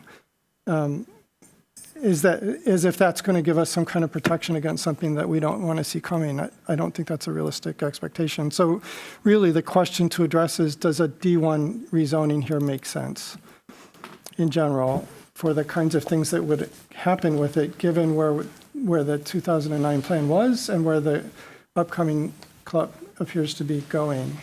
I really wish this were coming before us after we had approved the club, so that and I get the idea that we are not in a moratorium and don't need to stop things, but we're so close. Maybe not close enough. I don't know. That's what I'm really struggling with the most, does seem to be out of sequence. Commissioner Dish. Just and I'm really glad what you just said about the site plan approval, Commissioner Norton, because I was thinking the exact same thing. Developments can fail at any time, and the site plans that we approve don't always come true, no matter if we do it on the day we rezone or not. But what I wanted to say about your saying that we are still close, I'm not sure. I mean, because we are not close to implementation. And so if this argument about proximity if we lend it credence and act on it, then we will be self-imposing a moratorium, and this concerns me. That's all. That was my two-finger. Thank you, Commissioner Dish. So first of all, I wanted to acknowledge the neighbors because I participated in the developer's original presentation. So I was in the room with you all as you expressed your concerns, and you are longtime residents in this neighborhood, and your neighborhood is changing. It is already underway. There is nothing that we can do at this table to stop that change, because we are all subject to the University of Michigan, which is a constitutional entity that has autonomy, and it has something that the city of Ann Arbor under this current administration has not chosen to use, which is it has eminent domain power. And so it is a force to be reckoned with. The university has decided to change the boundaries of the university. It has come into your neighborhood. It has come across. It has come below. It is boxing in your neighborhood. That building that's at the corner of this proposed site is a university building now, and they are moving in, and the campus is changing. This body, under the leadership of the three of us, myself, Vice Chair Abrams, and Secretary Hammerschmidt, had a working session, or a retreat, though we retreated by walking the city. And we walked your neighborhood to see the changing landscape, to see the shift in that residential 2,300 bed residential unit that's going in, and the location of the proposed additional 2,300 beds that are planning to come with the acquisition of those 50 or so homes that the university acquired. So we are trying to really pay attention to what is happening. And one of the things that we heard, and I'm speaking for the table, but not with their permission, so I'm going to shift now and speak for myself. So one of the things I heard was there was a developer who has invested almost close to $1 billion in developments within the city, representing just under 1,000 beds. And what they revealed in their conversation with us was how the university has changed the location of the campus, and what that means for the needs of the university, which is the university is not building enough housing to keep pace with its enrollments. Those 2,300 units or beds that are going in are the first set of residential developments on Central Campus since the 60s, while the university has been net growing at 2,000, 3,000, 4,000, or 5,000 freshmen incoming each year without creating enough housing for them. And you are stuck right in the middle of it. So, number one, I want to say thank you for coming. I think you should continue to speak up and speak out. This process right now, tonight, is a recommendation. We are going to either vote in the affirmative to recommend that City Council approve this proposal, or we're going to recommend that they do not. It's going to go to City Council. You have an additional conversation to have with your elected representatives about the changing nature of your community. And I, just as a personal note of reflection, today has been a reflective day for me because I was preparing for this meeting and looking at everything that was on our agenda and realizing that for a lot of us who have been in the city, and I've been here for 2+ decades, I am not a townie because I did not grow up here and I did not go to high school here, so I do not have that distinction. My kids will, but I can appreciate fully how the changing landscape of the city is affecting you. And I think Commissioner Weatherby said it best when she articulated her long history, both on this side of the table and on the other side, and she signed up to be on the ZBA. So she really is committed to making sure that the city functions well about the changing nature of what's happening. So all of that to just say, number one, everyone at this table takes what you say seriously. And that's all I was going to say earlier when I thought you were interrupting is, if you just give us a moment, we will probably articulate your concerns. I can't do the back and forth. I want to, but it would be unfair because I'm not going to let everybody else do the back and forth. So I just wanted to give those comments to the start. Number one, Planner Kelly and Planner DeLeo, sorry, Manager Kelly, I don't want to demote you, and Planner DeLeo, one of the things I think would help all of us is anytime we talk about the flood plain and the flood fringe and the floodway, it would help if we had a graphic that described them. I have one. I can offer it to you.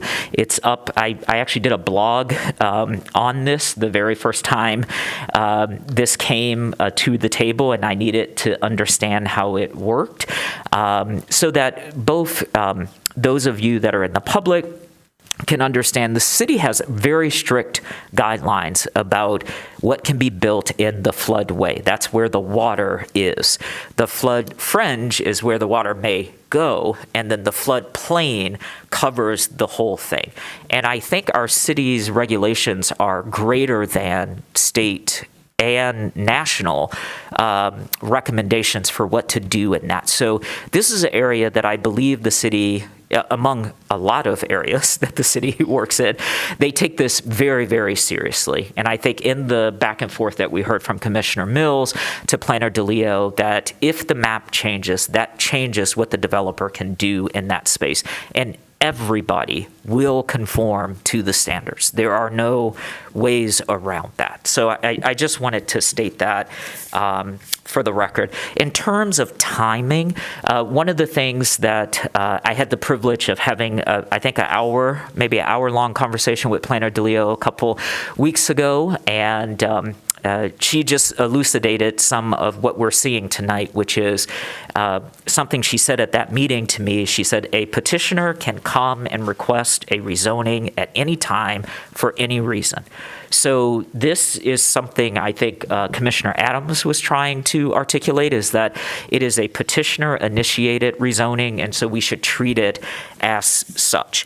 I think we've talked about the proximity and timing to the upcoming comprehensive land use plan. Even if that was passed, we wouldn't have new zoning. The existing UDC would still be in effect. We would still be talking about a D1 with a downtown overlay with a secondary streetscape. We would not actually be looking at a new set of regulations that would allow us to do something different than what we can do today. And it is the petitioner's prerogative to bring that here, recognizing the potential risks that they may not find a planning commission that will make a recommendation, and they may not find a council that would approve such a recommendation. And this petitioner has decided that this is the best path for them. And I think think it should be treated on the surface of what they have presented to us. I think all of the other things I wanted to say have been articulated. I think I did want to thank you, Planner DeLeo, because I think you've been involved in every petition that has come to this site, right? So you know this site really well. And I imagine the first thing you said to this petitioner when you sat down with them is, this is a complicated site. And then you continue to do the most excellent job that you do managing these processes to get them here to the table. And I appreciate you highlighting that the 2009, the moldy, crusty plan that is up for renewal already imagined more density in this environment. And I appreciate staff's recommendation for D1. I fully support this, and I hope that my colleagues will join me in voting yes to recommend that this moves forward to council. So with that, I would like to see if anyone else would like to proffer a comment, and if there are no more comments, we will check in with Manager Kelly and try to do a vote. I just wanted to point out that if you'd like to make any amendments to we motion. will absolutely need to make those 2 amendments. Thank you so very much. Let's start with Commissioner Adams, not on the amendments, because I don't think that's where you were going. No, I mean, I beat the economic development resolutions quite a bit, but I normally do so in reference to the paragraph that talks about creative, flexible approvals for the development of housing as much as feasible under adopted zoning. So that's the thing I was referencing earlier relative to the change in city policy. There's another paragraph, though, that's relevant here. The city shall prioritize the protection and expansion of our tax base, working with institutional partners to ensure valuable properties are developed and contribute to the tax rolls, and to ensure that parcels in certain corridors and neighborhoods in the city are developed to substantially fulfill the zoning allowed under city code. We have a project in front of us tonight that does exactly that, and it does it right on the edge of where the university is expanding, where we're losing tax base.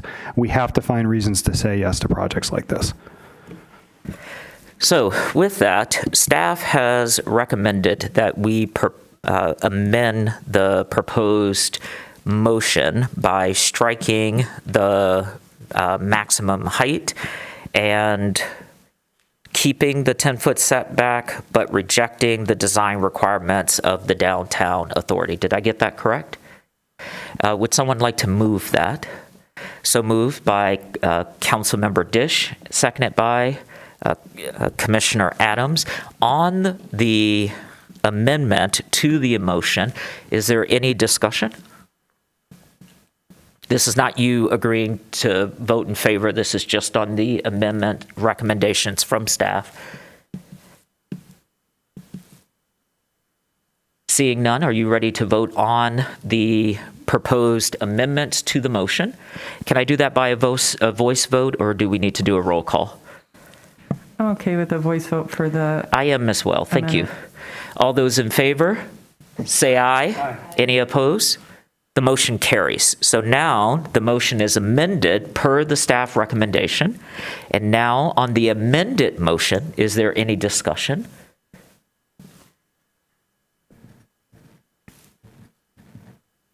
Go ahead.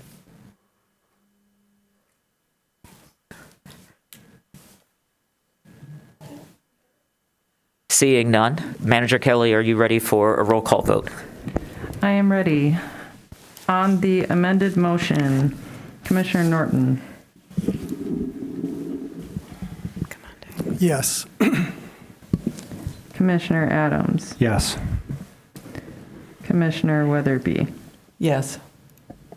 Commissioner Mills. Yes. Councilmember Dish. Yes. Commissioner Hammerschmidt. Yes. Commissioner Abrams. Yes. And Commissioner Weish. Yes. Thank you so That much. The carries. motion carries. Good luck with the project. And the next step, which is to council. Thank you, Planner DeLeo, for the staff report and your time. I hope you are able to rest and recover as quickly as possible. Can we, would the table consent to a 5-minute break? Yes. All right. So we will return at 9:10.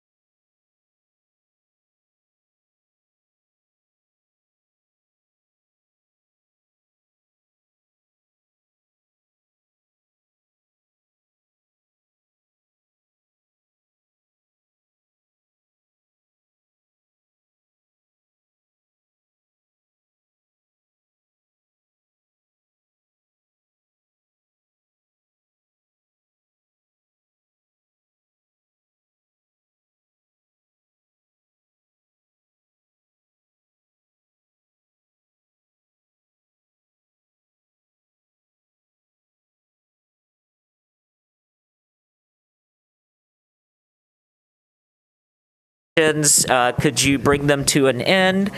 We are now on to item 10B of our regular business. This is 700 North Main rezoning. Near North 700 North Main Street, rezoning of 1.2 acres from R4C multifamily dwelling to R4E multifamily dwelling. A petition to rezone a 52,000 square foot site at 700 North Main Street. A site plan to develop a 6-story residential building will be submitted separately. And I mistakenly dismissed Planner DeLeo, but Planner DeLeo remains. So we will start. Do we have a petitioner presentation, or is it straight to? Okay, so we'll start with Planner DeLeo's staff presentation. Welcome back, Planner DeLeo. Thank you. This is officially going to be a public hearing for the Near North rezoning. The site is 700 North Main Street. It's a little bit more than 1 acre. It is currently zoned R4C. There, we are reviewing similar to the previous project. We had a site plan application with rezoning in, and it has been evolving. It also needs several variances from the dimensional standards of its originally requested rezoning district. We separated the rezoning from the site plan. But as of tonight, its official status is it's an incomplete zoning application. We will clear this all up, but this happened after the public hearing was noticed. So the bottom line is I'm asking you to, as much as possible, pull this from the agenda, knowing that it cannot be fully pulled from the agenda. There was a public hearing that has been advertised, and we should honor anyone who has attended to be able to speak their piece. But I will not be making a staff presentation further because the details are just unknown. Also, the applicant, for the same reason, we're still developing the project. There's a memo in your packet that explains a little bit about the project up to this point, but that's the long and the short of it. Okay, so procedurally, we're not postponing this because there's nothing to postpone, but we will have a public hearing because we noticed the public hearing. If you postpone it and don't give a date, it would have to be renoticed anyway, so there's no harm in that phrasing. I see. Okay, yeah. So with that, thank you, Planner DeLeo. We'll move to the public hearing. This is an opportunity for individuals to speak up to 3 minutes on this item. We will first hear from those of you who are present, and then we will turn to remote participants. To speak remotely, press *9 if on phone, or use the raise hand feature if on Zoom. For phone access, dial 877-853-5247 and enter meeting ID 977-6634-1226. City staff will identify callers by the last 3 digits of their phone number or by name for Zoom users. You will hear an announcement when it's your turn to speak. Please ensure you're in a quiet area and please mute any background noise. For all participants, please state your name and address at the beginning of your comments. Is there anyone present who'd like to speak on this item? Hello, Mr. Garber.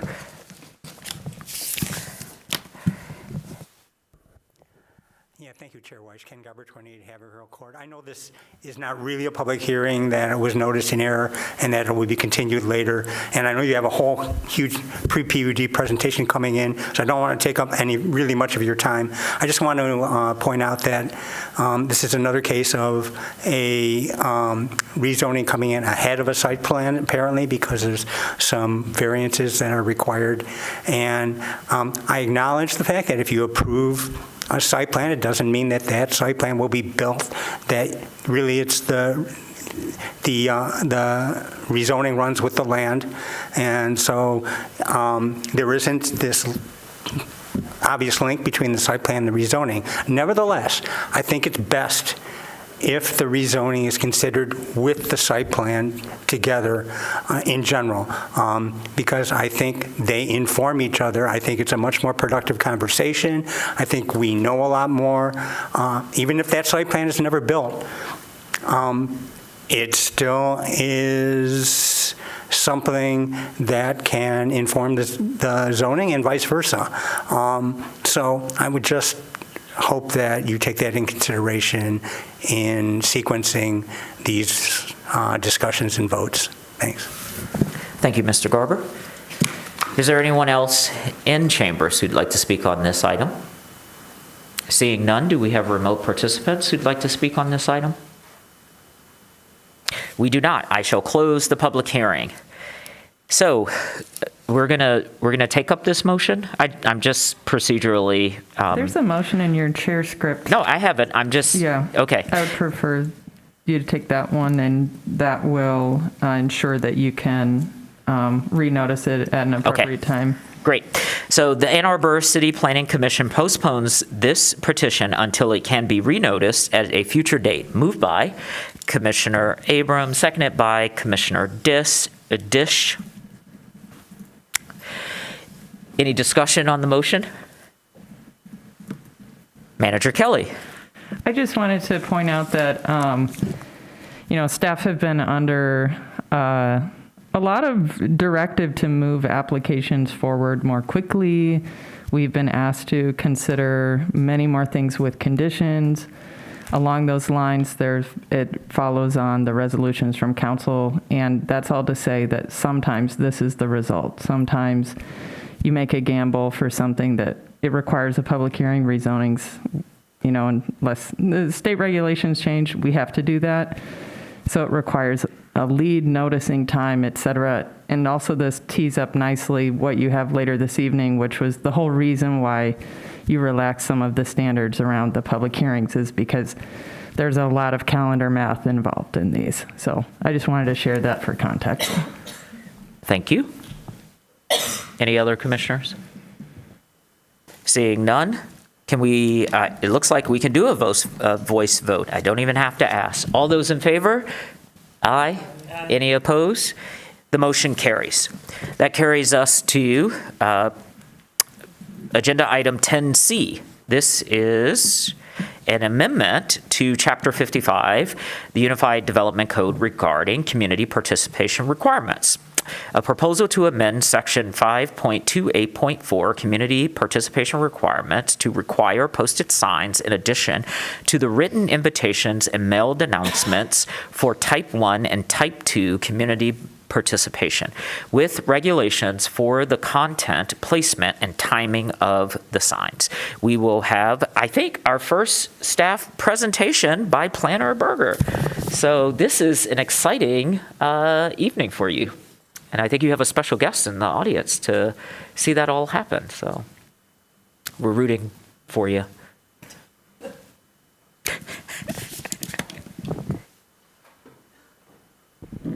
Okay, yes, we got there. All right. Good evening, everyone. My name is Emma Berger. I am a new associate planner with the City of Ann Arbor. I'm excited to be here with my first presentation. So tonight I'll be talking about our proposed UDC amendment regarding posted signs with community participation requirements. Just a brief discussion agenda. I'll go through a summary of community participation changes as well as what is currently required, an introduction of what we're proposing, and then a run through of our proposed requirements, and then discussion around some of the guidelines and template that we are proposing. So this is coming out of, over the summer, the adoption of Ordinance 2524 and 2525, changes to public notices and hearings and citizens' participation that resulted in a reduced number of public hearings associated with developments.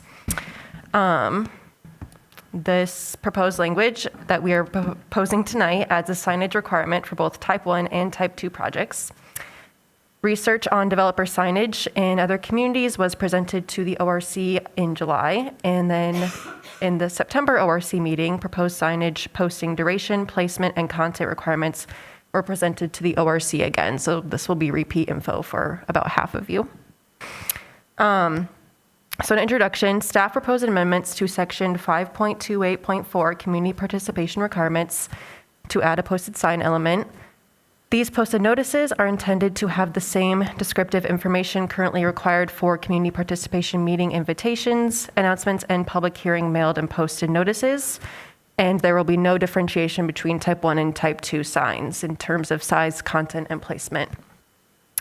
Templates and guidelines will be provided by staff, similar to how meeting invitations and mailed announcements are provided. And the timing of posted notice must be within the review and approval process.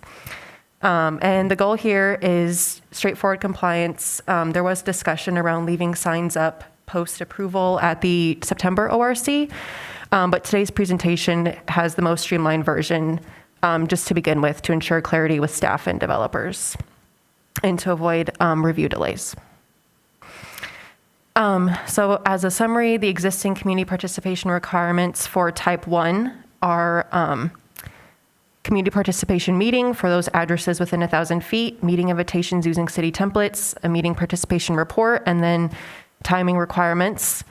Type 2 requires a mailed announcement for addresses within 500 feet, mailers using city templates that describe the project in text and graphics, and mailers sent within 15 days after the application review starts. So what we are proposing is to keep all of the current requirements that exist and add a posted sign element, which I'll get into the content and size requirements later, but we will proposing those. We are proposing signs to be posted 15 days before community participation meetings if it is type 1, and for removal 15 days after building permit issuance, application denial, or withdrawal.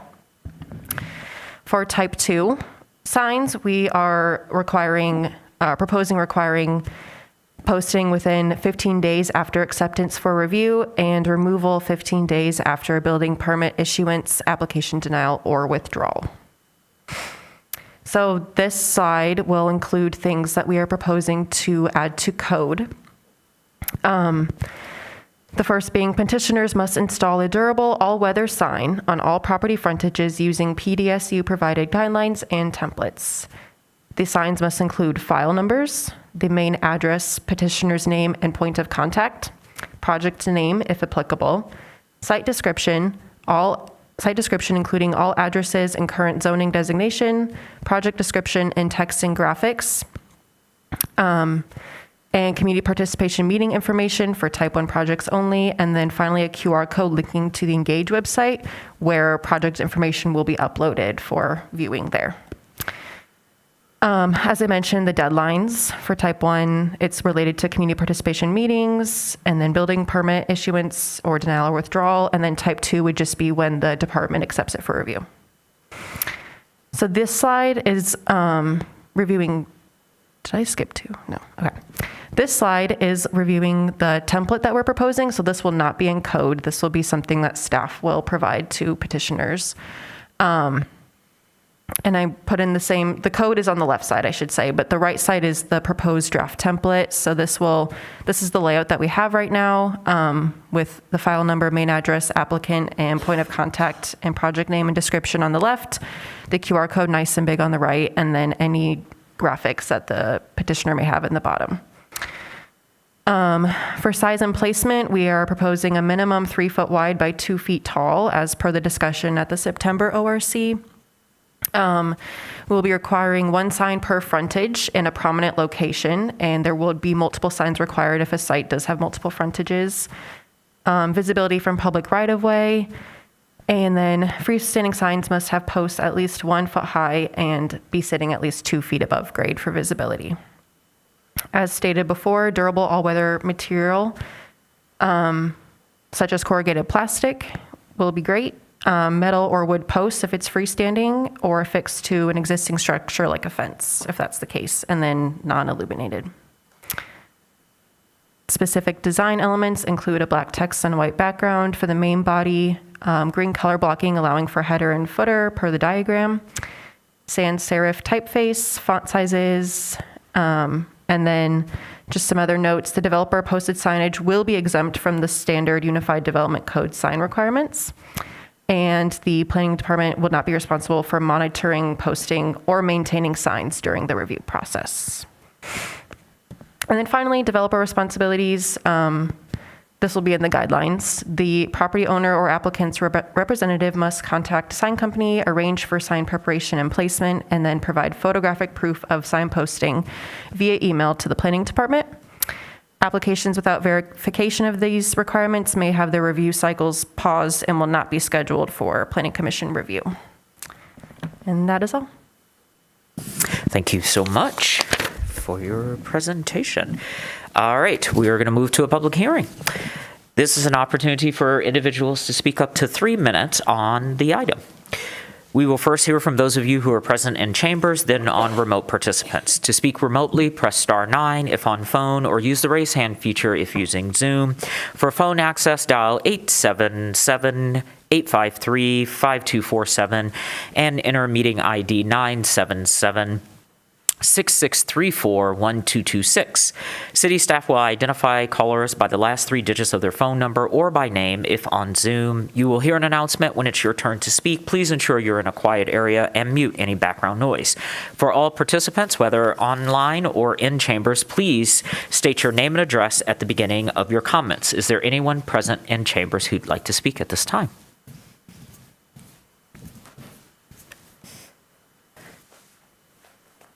It's like the good old days before the comprehensive land use plan, just us and you, Mr. Garber. Often it was like that. Hopefully it'll get back to that. Actually, I take it back. Honestly, I think the public participation is really great. Absolutely. We concur. Yeah. It's not like I have some private channel to Planning Commission. I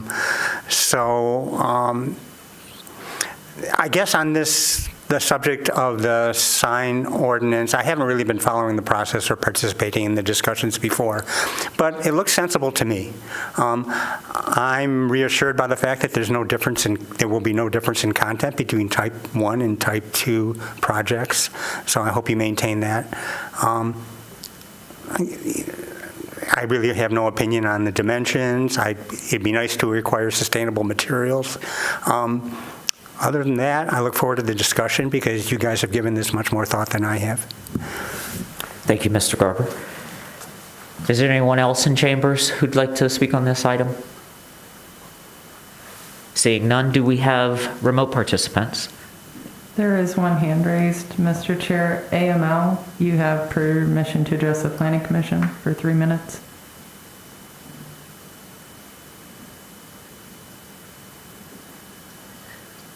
Hi, this is Alex Lowe, 2532 Pittsfield Boulevard. Can you guys hear me? We can. Okay, great, thank you. I like this, and I especially appreciate the requirement for the QR code. What I would recommend is that you make clear that there should also be a visible written URL along with the QR code, so that people who have issues scanning QR codes, or maybe don't have a phone that's got a camera or something, are still able to get to that page easily. Thank you. Thank you, Mr. Lowe. There are no further hands raised, Mr. Chair. I will close the public hearing and read the proposed motion. The Ann Arbor City Planning Commission hereby recommends that the mayor and city council approve amendments to Chapter 55 Unified Development Code, Section 5.28.4, Community Participation Requirements, to require posted signs for certain developments and to stipulate timing and duration guidelines. Moved by Councilmember Dish, seconded by Commissioner Mills. We are in discussion. Commissioner Mills. Thank you for the wonderful presentation and staff report. And the question that I really had coming into this was not what was in the code. I think that reflects everything that we talked about in ORC, but more kind of what those guidelines were. So thank you. That's excellent. And I do like the recommendation in terms of including the URL, even if it's just to the engage part, and then they should be able to find it with the application number or something like that. So I think that makes sense. The question that I have, or comment that I have, or war in my head, is associated with what was at the last ORC meeting, where we talked about the potential of demoting a lot of applications that we see in terms of site plans for planning commission review. And so right now, they don't go through public hearings, so they're still type 2. But if we don't do that, then if we don't make a change as is, there would be no signs for any site plans that are approved by the manager. And so for a hot minute, oh, go ahead. I'm sorry, that was actually probably just hasty. We were putting these slides, those particular 2 slides together right before the meeting that had the description of type 1 versus type 2. Type 2 would include site plans for planning manager, if that was part of what your comment. Well, I'm curious because I went to the text of the language and it says, I'm on page 3 of the marked up, and it says type 2 community participation is required for any development activity approved by planning commission that doesn't require a public hearing. So what I was going to recommend that we change this to is any development activity that requires a site plan, but does not require a public hearing or something like that, because that I think is more inclusive, and anything again that would go to the planning manager I think gets at that. But then if this indeed is the language right now, that it's just those things, that we're not mailing any postcards at all to site plans that are approved by the planning manager, I just want to note that it has the implication of some developers sending more postcards. And then I realized we're opening a whole can of worms that I don't want to do at 9:30 at night. But I will be the squeaky wheel that if we move things on that table to fewer things requiring coming before planning commission, I don't want that to get lost, because I like the idea of these big signs a lot. And I think more of them are better. And so anyway, I don't know if you guys have thoughts on how that works. Yeah, those would, if there were changes to those approval tables, that would necessitate looking at probably a lot of other references in code. So we would have to do a comprehensive sweep at that time. And I think that the participation would be near the top of that short list of areas that would need to be updated if we did create a new type of a approval, or if they needed to be adjusted. If it's, your wish that those would continue to have signs, then we could arrange that if it's necessitated by a future change to approval levels. Okay. I wouldn't worry about it now is the short. And that's why I wanted to voice it. Yeah. Like, that was the war in my head part that I referenced. Like, I don't want it to get lost, and I think I will, so long as I'm on planning commission. And maybe Commissioner White will also join me in this fight. I think that I'll continue to say that. I think that this is good for right now, from my perspective, but flagging that might be coming. Other commissioners. Thank you, Commissioner Mills. Commissioner Norton. I agree that add the URL would be a great thing to add. I'm along with Commissioner Mills about making sure that we not diminish what this applies to, so that it's not as applicable as it should be.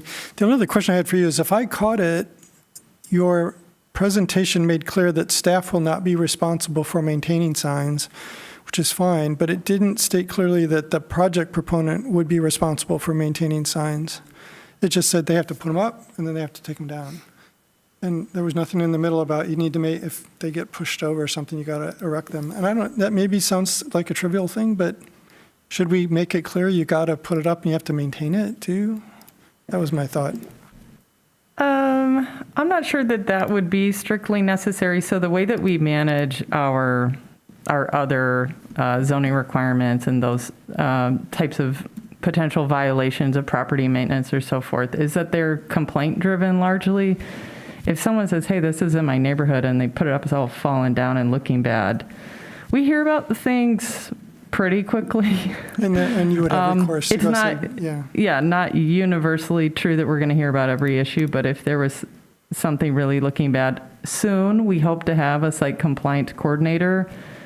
We have interviews this Friday for that. It's a new position, and this is someone who will be visiting our active development sites on a regular basis. So of course, if they see something, if it's fallen down, if it's not erected properly according to the code proposal, then it would be out of compliance and they would have to rectify it. So we'd have enough basis to compel them to fix the situation. They could potentially have their review paused if they're not in Yeah, compliance. so there are processes in place to make. I feel comfortable that there are. Okay. All right, thank you. Thank you, Commissioner Norton. Other commissioners? Commissioner Hammerschmidt. I just want to say thank you so much. This is great. I love the template.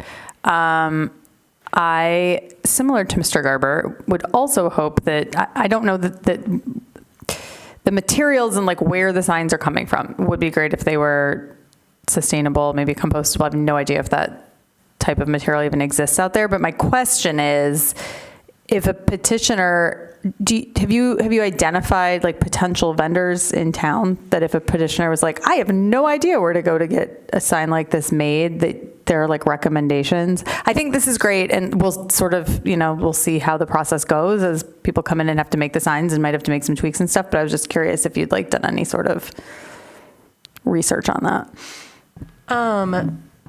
I can't remember if we found any local ones. When Alexis and I were doing research for the September ORC, we did identify several, so I'd have to look back to those materials. But there were several examples of vendors, so we could definitely pull that up and have that be a resource. Yeah, that might be helpful just to get people started. And I'm sure later on there'll be maybe somebody local will be able to like do it at bulk pricing or something like that. But yeah, this is a super great start. Thank you so much. Other commissioners? Whoa. Seeing none? Can we do we have to do a roll call because it's a code change, sorry. Manager Kelly, are you ready to call the roll for a roll call vote? Yes, I'm sorry if I missed it, but was there already the proposed motion moved and seconded? It was by, I believe, Hammerschmidt and Mills. Thank you. Sorry, it was Dish and Mills. Thank you. You're welcome. Yes. I'm sorry, hold on for a second. Just as a matter of process, something like adding the URL, are we just assuming that's happening? Well, we gave it to them. They said yes. Do we need to amend the motion? So neither the QR code or URL are in the code proposed. They're in the guidelines. That would be in the template, which would describe how we prefer it to be laid out, and that's flexible. Great point. On purpose. Yep. And just since we're here and we opened this, if it could just be the Engage website, I think would be the solution there. That's our current plan. Excellent. I think we are now ready to vote. Yes? Mm-hmm. Excellent. On the motion as presented, Commissioner Norton. Yes. Commissioner Adams. Yes. Weatherby. Yes. Mills. Yes. Dish. Yes. Hammerschmidt. Yes. Abrams. Yes. Weish. Yes. That carries. Congratulations, Planner Berger. You have your first code change to the Unified Development Code. That is quite an achievement. I don't have my own code change to the UDC. I'm envious. All right, thank you, everyone. That'll take us on to agenda item number 11A. This is 315 West Huron pre-PUD, this whole back row that's been waiting for 2.5 hours. 315 West Huron Street pre-PUD conference, representing the properties at 301, 311, 315, 317, 319 West Huron Street and 102, 106 South 1st Street. A proposed PUD for the construction of a fully electric 10-story mixed-use development that features approximately 280 units, a coffee shop retail space, and other amenity spaces. The ground floor is mostly comprised of covered parking, including EV charging with access from Washington Street. The first floor will have an additional covered parking and the coffee retail space with access from 1st Street. Floors 1 through 10 will contain a mixture of studio, 1 and 2 bedrooms, with 15% of the units being 60% AMI, which is area median income affordable housing. The project intends to avoid building in the floodway fringe, provide setbacks from the Almendinger building, and provide a public open space, including a small park and a possible link for the tree-lined trail. The site is partially located in a floodplain fringe and Zone D2 downtown interface, First Street Overlay District, secondary street designation, and is in Ward 5. The petitioners are here and are led by Planner Shake. So will we hear first from the petitioners? How do we do this? It's been a while since we've done a pre-PUD. We'll have a presentation from the petitioners, and then we can follow it with any staff comments. Does that work for you, Julia, or? I was actually going to just summarize and turn it over because I think the most fruitful part of these, since it's a non-voting item, the most fruitful part is after the project is introduced and the exchange between Planning Commission and the As you wish. Chair Weiss, actually, I think I gave him a good summary. He summarized most of the project background. Just to recap procedurally, pre-petition conferences for PUDs are required steps to apply and receive approval for a new PUD zoning district or amending existing PUD supplemental regulations. A little bit of background, this parcel or this project has a bunch of different addresses, and actually probably if they do choose to move forward, the address would likely end up being on First Street. But given the number of potential addresses, it's headed as 315 West Huron with all the other addresses listed for now. Just a little bit more background. So the proposed project, or situating it, so we're just a couple blocks from here. If it wasn't so cold, we could do a field trip since we're 2 3/4 hours in and stretch our legs. We're talking about the majority of the block bordered by Huron to the north, Washington to the south, First Street to the east, and the Ann Arbor Railroad to the west. It's essentially that entire block except for the Almendinger building. It's approximately 0.84 acres, currently includes multiple buildings. Current uses include office space, a music venue, a restaurant, and a bar. Surrounding uses include sharing the same block with the Almendinger building. Of note, this block is not inside a historic district, and the Almendinger building is historically significant, but I do not believe it's on the National Register or has reached higher levels. Another little fun fact about this block, there was recently the bicentennial plaque was placed within this block. I think the applicant has more to discuss about that as well. With the parentheses of the controversy of whether that was the actual founding spot or not, there's a whole, I think in the Observer or MLive, there was an interesting article about the varied interpretations of the history of the founding of Ann Arbor. History lesson aside, it has a Ann Arbor Railroad to the west. Across Huron Street to the north is the Delana Center, which is Zone D2. The First and Huron surface parking lots across First Street to the east, Zone D1, and office space across West Washington Street to the south, Zone D2. Across the railroad embankment, so on the other side of the railroad, because this parcel area has some slope from Huron down south to the south towards Washington Street. So the railroad actually kind of has a flyover embankment, which forms most of the west border of the parcel. On the other side of that is the YMCA, which is on PUD, and between the railroad and the YMCA is a small auto service facility that's actually Zone D2.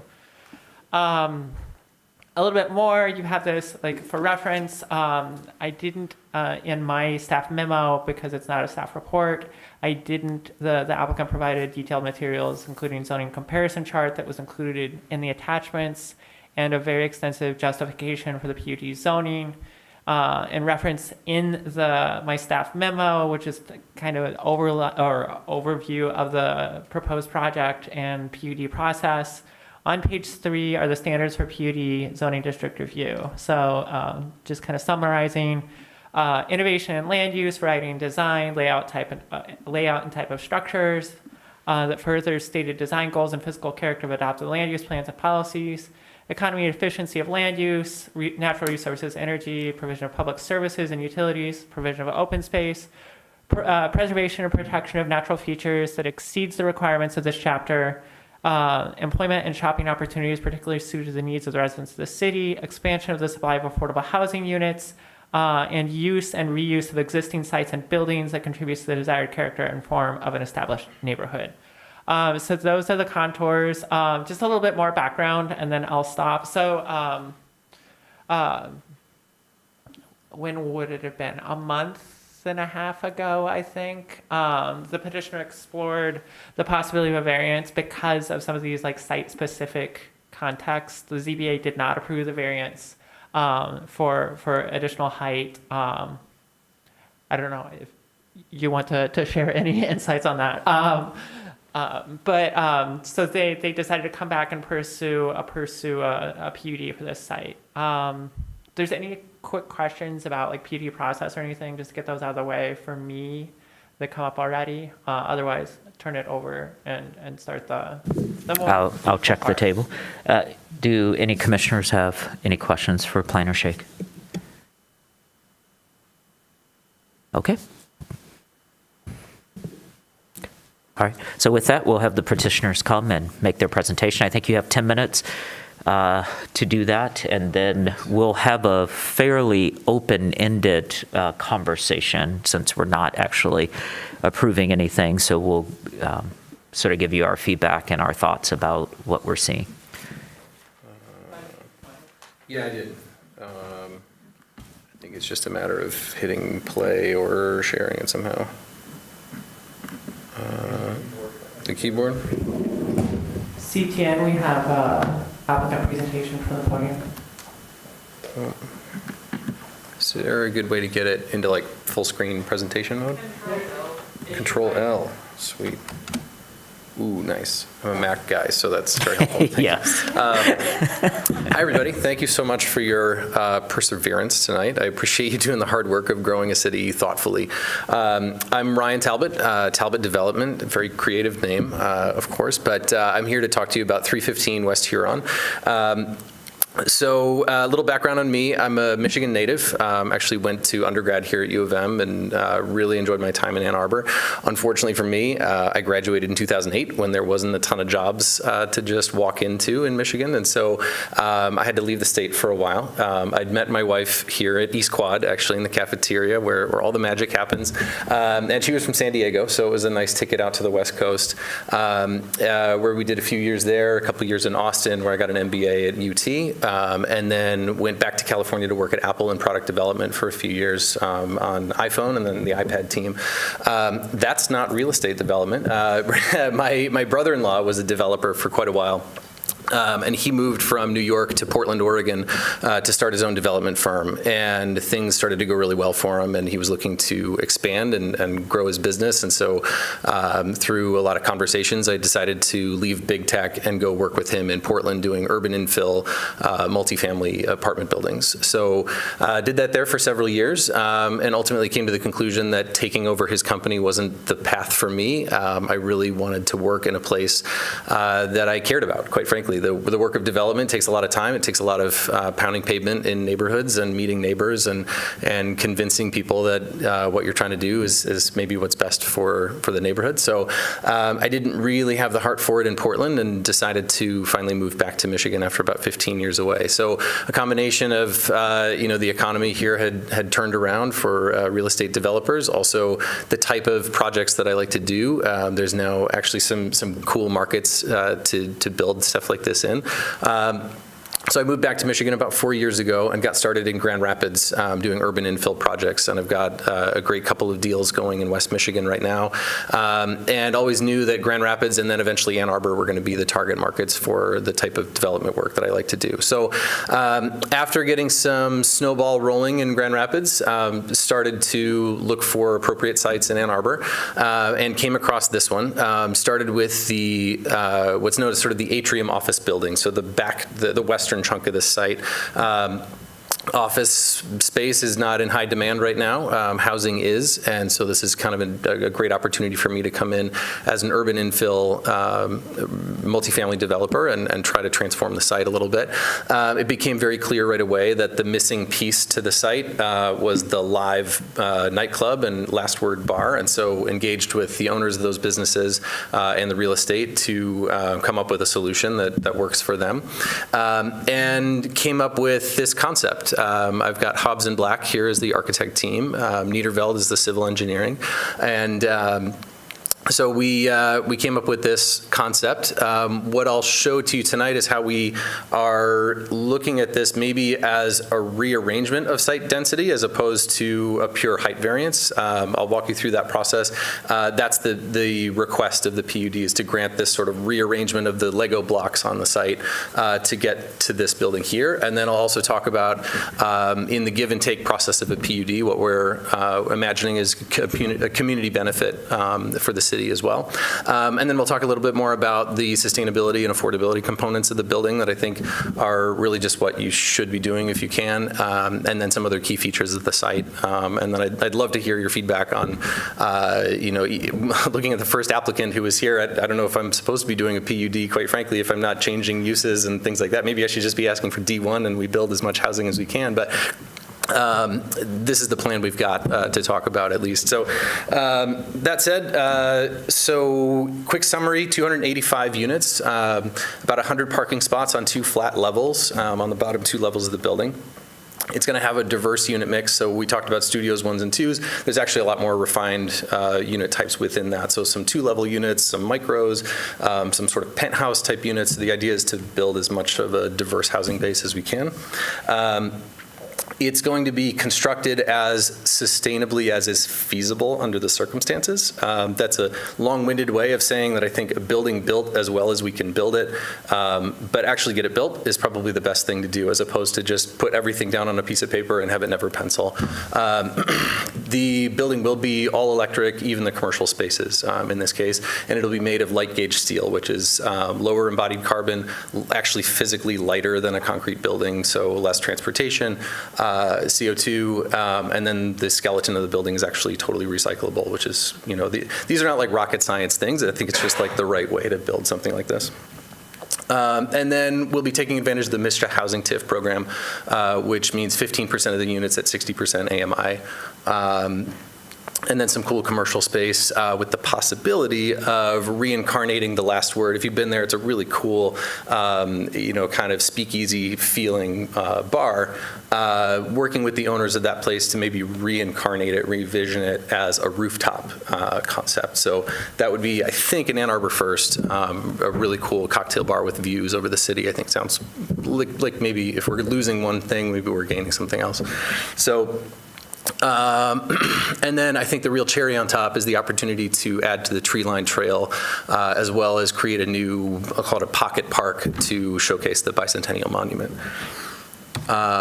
So if we were to build the site by right, we could go 60 feet, which is allowable. So it's a D2 site, but it's got the first street overlay, which caps us at 60 feet. If we take advantage of sustainability or affordability height bonuses, that gets us to 78, or about 7 stories. And if we maximize the footprint on the building on the site, so about 80% site coverage, we can build 202,750 square feet, right? However, it's not a great building for several reasons. One, the blue section there is actually floodway fringe. And as we talked about in that first one, you can build in the floodway fringe. I don't like to. Anything that has the word flood in it, I try to stay away from if I can. People don't like to have wet feet, even in a parking garage. And so I'd prefer to not build in that, so would my insurance company. So that's sort of step one. Step 2, the Allmendinger building we talked about is not capital H historic, but it's really beautiful. And it's got windows on the north side of that building that are technically on our side of the property line and grandfathered in. And it'd be really nice if we didn't have to brick up those windows and build our building immediately up next to that Allmendinger building. I don't think it's really in keeping with the spirit of the First Street, like, character overlay anyway. And it's also it helps us with some of our site layout, which I'll talk to you in a second about. We also have the railroad track along the west side of the site. And if we were to build maximum footprint of the building, like you see it here, we would actually have units at or below grade of that railroad track. So I personally wouldn't really love to look up at a train going by, you know, a couple times a day or whatever. So I think from a quality of life standpoint, it would be really great if we didn't have people living below a train track. So. And then finally, there's something in residential development called bar depth. So if you think about the distance from the corridor to the outside skin of the building, the window, there's kind of a maximum depth that feels good when you walk into a unit. So if you have natural light coming all the way into the entrance of the unit, you feel connected to the outside as soon as you walk in. It helps you kind of psychologically navigate where you are in your unit. And it also means that you don't end up with a lot of very dark space on the interior of the unit. You can put a bathroom there, maybe some storage, but pretty soon you're in occupied spaces that really would want to have natural light in them. So building a building that's too thick, you end up with really deep, dark units that just don't feel great. There's not really much more to say about it than that, except, you know, feels and vibes actually really matter when you're building the best human habitat you can. So if you chop all those things off the building and you still try to keep to the same total site, or the same total square footage, you end up with a taller version instead of a wider version, if that makes sense. So this is the proposed building. It's actually 330 square feet smaller, funny enough, than the full site width building that I just showed you. But now we're at 10 stories instead of 7. So when we went to the ZBA, we said, or the thinking was, hey, we're actually maybe just talking about one variance here. Like, all we need is just extra height. We're complying with D2, we're complying with all the other site constraints. We just need a height variance. And I think understandably ZBA was like, whoa, like this is a really big change. Maybe this isn't the right avenue for approval. So that's what we're asking for permission to do. And in exchange, we'd like to extend a section of the tree line trail along the railroad track. So because we pulled the building up and away from the tracks, it leaves us with this interesting opportunity to connect Washington and Huron. And even if the entire trail is not like finished tomorrow. I'm sorry. Is the table okay with extending time to the petitioner? All right. I'll go as quick as I can, but it's a very long block across there anyway, so even if the entire trail is not done tomorrow, this is still a really nice cut through to have. And then in keeping out of that floodway fringe, we actually have an opportunity to create this kind of, I'll show you in the next slide, this cool outdoor space. So taking the roof off of an old pre-war building, keeping the bow trusses just because they look cool, and creating a space to put that bicentennial monument gives us this kind of really nice waypoint along the tree line trail. So that's the give in this PUD process. So in exchange for permission to consolidate our density and go a bit higher, we'd like to pull the building back away from the train tracks and create this kind of throughway for pedestrians open to the public. So we've talked a little bit about the sustainability elements. So it's all electric, it's recyclable, it's a lot of it's going to be fabricated off-site, so lower waste construction.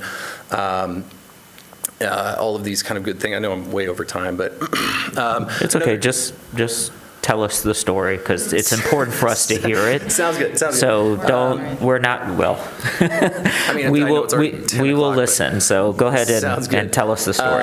This isn't about rewriting how buildings are built. It's not CLT construction or anything like that. This is a practical way to build housing relatively quickly with materials that are available, that are recyclable, and then also making some decisions like having flat parking levels instead of sloped, right? So the two parking levels don't actually connect with each other. There's no ramp between them.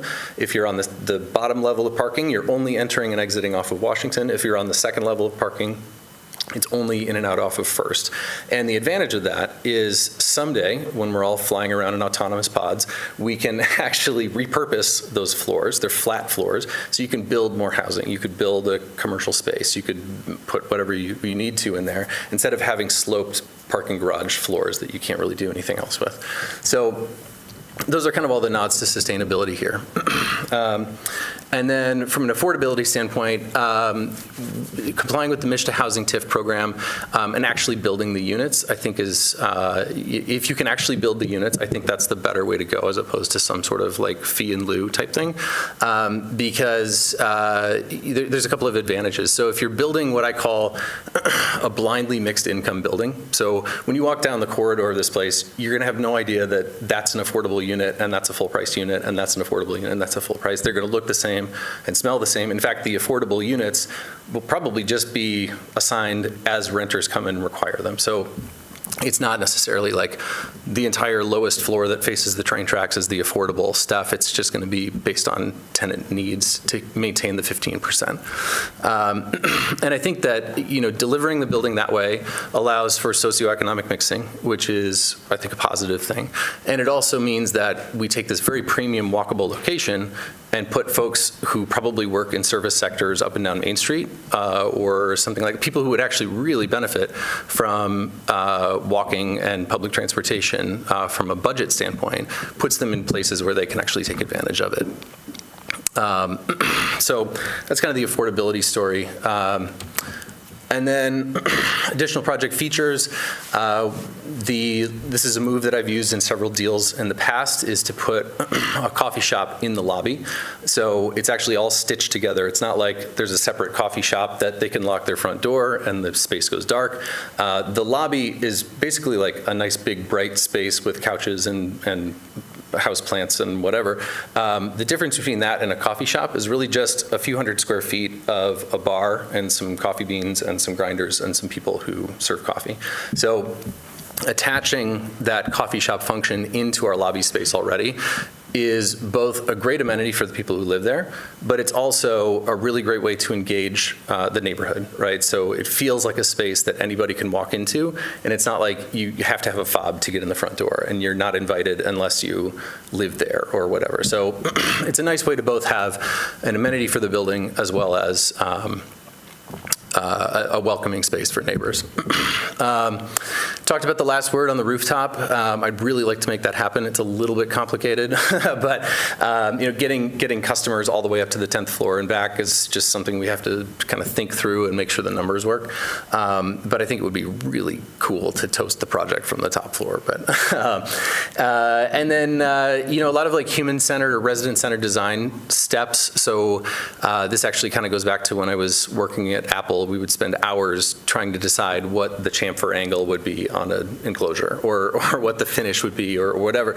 And to the extent that I can make really thoughtful decisions about the resident experience, like how someone walking in the building is going to experience the light and the smell and the feel of their door handle and the feeling we create when they walk in their unit for the first time. Anytime we can tweak those things by using custom-made scents for every project and really high-quality door hardware. Like, I'm a firm believer that there's a correct ka-chunk and an incorrect ka-chunk when you open your front door. So little touches like that, you can't get everything. You're always going to be constrained by a budget. But to the extent that you can make someone who lives in your building feel like they're thought about and feel like they're special, that's kind of what I try to do. And then, of course, it'll have all the smart features. You can use your phone to tap into your unit and get your packages and all that fun stuff. And then, of course, we'll have a really easy way for residents to get to the tree line trail and that, we'll call it Bicentennial Park, right out their back door. So also here you've got a little bit more of like the diverse range of units that we've got. So all the way down to like 325 square feet for a micro studio, up to reasonably spacious 2 bedrooms that could be on the top floor and really sort of like a penthouse feel. The idea is to kind of capture as much diversity in floor plans and price points as possible. So that's the high-level pitch. We've got lots of other backup slides and renderings and all sorts of fun stuff, but what do you think? Yeah, well, we shall find out. Thanks for the overtime. Yeah. Okay. Commissioner Norton is ready to go, so we'll start with Commissioner Norton, and then we'll hear from Commissioner Mills. Yeah, I made a comment about PUDs that I want to clarify earlier because you mentioned them. But my concern with the city, my concern was the suggestion that the city should require people to go through PUDs as a way to extract things out of developers. I think that's a problematic posture to take. PUDs are to be used when the clunky existing zoning code doesn't allow for kind of creative, flexible development that could benefit the city and provide amenities that it wouldn't otherwise get. It seems to me that this is an entirely appropriate project to do a PUD request for. So I wanted to make that clear. I think this sounds like much better than just seeking a variance from the ZBA and not kind of doing the creative work that you're doing. So I think you shouldn't feel like this is the wrong way to approach it. It actually strikes me as the right approach to take. Thank you. Commissioner Mills. I would be one of your neighbors. Like, I live a block away. Oh, wow. Awesome. This would be amazing. So I want to think about like what it would take, like if this is right, or like honestly, what you brought up was, is this D1? I think that that's a really good question. And I think knowing the constraints and how sensitive you're being actually makes me very for Allmendinger building and all of the other things makes me actually very nervous about it being D1. So so like I like the idea, to be really honest, I like the idea that some of the things that I would want to see in the PUD are the pulling back, for example, from the windows, right? Sure. Because again, once we constrain it, once we draft PUD, like hopefully, usually PUDs come with site plans that match what you want to do, right? But there usually is some flexibility that we build into it because once you start constructing, you don't know what it is. Totally. But that park would be I came into this actually thinking like I was on the committee to do the tree line master plan. Oh, cool. And I was thinking like, we didn't really sort out how we were going to cross Huron, to be really honest. I mean, it's drawn on a map, but and also there's a billboard on both sides of the railroad tracks, and I know that those people are not ever giving up their billboard because you can't do any more billboards in the city of Ann Arbor. So I don't actually know how that's going to happen, how that crossing would work, and the idea of what my family calls sneak paths or like a cut through, we would use it. It would be super useful, I think. And also there are people walking on the railroad tracks there all the time, and we talk in my family about how that is an unwise choice. Please don't do that. And so, but it happens all the time right along there. And so I think it would be a real cool alternative to walking on the tracks there. Totally. So I think that is your public benefit, and the idea that among the reasons like that you need this is to be able to pull back. Like I think that makes tons of sense. Actually, one of the things I want to drill into, I love the fact that that you would be using MISHDA housing. Is that required because it's a PUD, or you're going to do that no matter what? No, I like the incentive. Okay. Yeah. No, it works. It actually is really powerful. It helps you. It helps this pencil. Yeah. The way that you sort of replace income from rent with offset on property taxes, ultimately, like to get into the pro forma details, it actually makes your pro forma a bit more robust, because if you can say, hey, instead of speculating on rent and hopefully we get what we're asking for, if instead you're getting a pretty well documented and guaranteed TIF stream of property tax offset, that actually de-risks the pro forma quite a bit, in my opinion. Okay, that's great, because I was scratching my head, especially, first of all, I think that the way you laid out why this site needs it was, I mean, I've been on planning commission for, I think, a long time. Some people might say too long. Over a decade. I think that this was probably the best pre-PUD present, and because you like made it very clear about what the constraints were, like why and how this was different. I thought that was amazing. And particularly your case about what would be buildable if you didn't care about things, right? Made me wonder, like often affordable housing is required in the PUD, but I didn't see from your case that you were actually exceeding the underlying buildability. Is that how staff is interpreting that too? Or I need to like run the numbers again. Their numbers are, I think, what was looking over their materials in our application a couple weeks ago. We spent a good like 2 hours running through things. But yeah, there is an underlying logic to that. The wording is weird in the UDC. Right. Actually, not that there's other instances where it's not, and it's a perfect document, and we don't even need to rewrite it next year. No, like following that logic that there is not a change.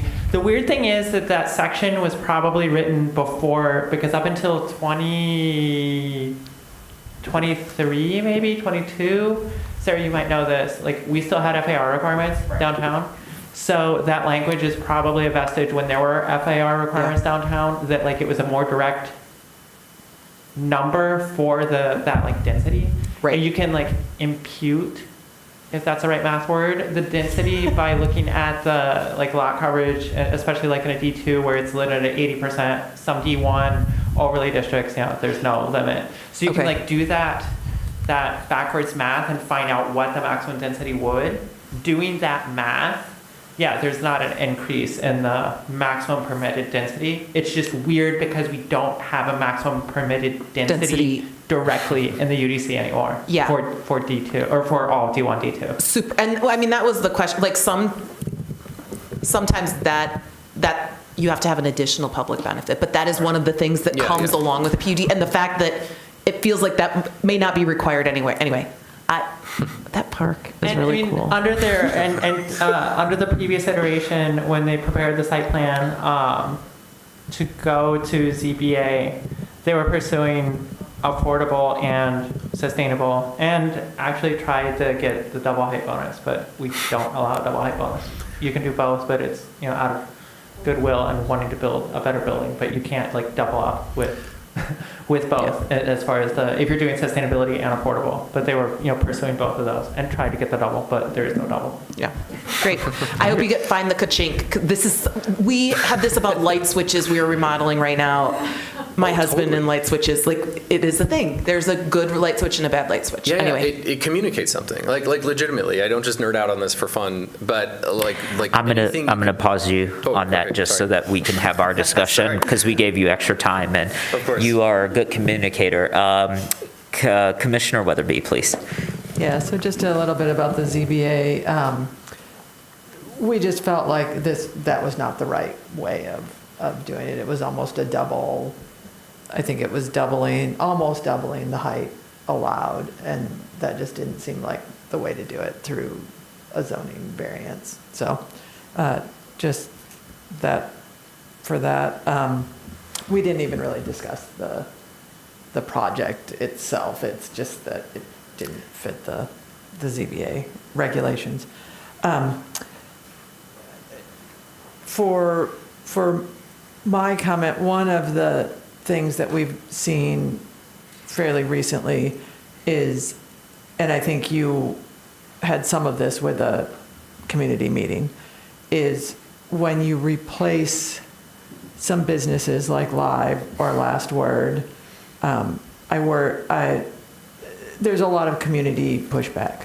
And we saw that with Pinball Pete's. Yeah. And the live, not only Live, but the Rubaiyat and like all the iterations that came before it in that building, people have very strong feelings about. Of course. And I agree, like it'd be super cool to have the Last Word. I love the Last Word, to have this Last Word on the roof, because it'd be like the polar opposite of what it is now. Yeah. And so it'd be like, whoa, but I've never seen those promises pan out. Mm-hmm. And that just because in the nature of the business, like Last Word has to go somewhere and is a going concern and ends up somewhere else and doesn't want to move again. Or one near me was By the Pound. Oh yeah, we're going to bring them back into the building. Well, By the Pound moved and they're in a better situation. Yeah. So I have some, like, it's a great idea, but talking about it, like if you can't sort of have some less than pie in the sky things, I that feels a little like, yeah, it would be great. It'd be cool. I'd love it. It would be amazing. But like, I think either saying you don't know or here's what we're going to do Yeah. is maybe better, because I worry that in this particular place that the businesses that are there will bring out people, and that could have implications for this project.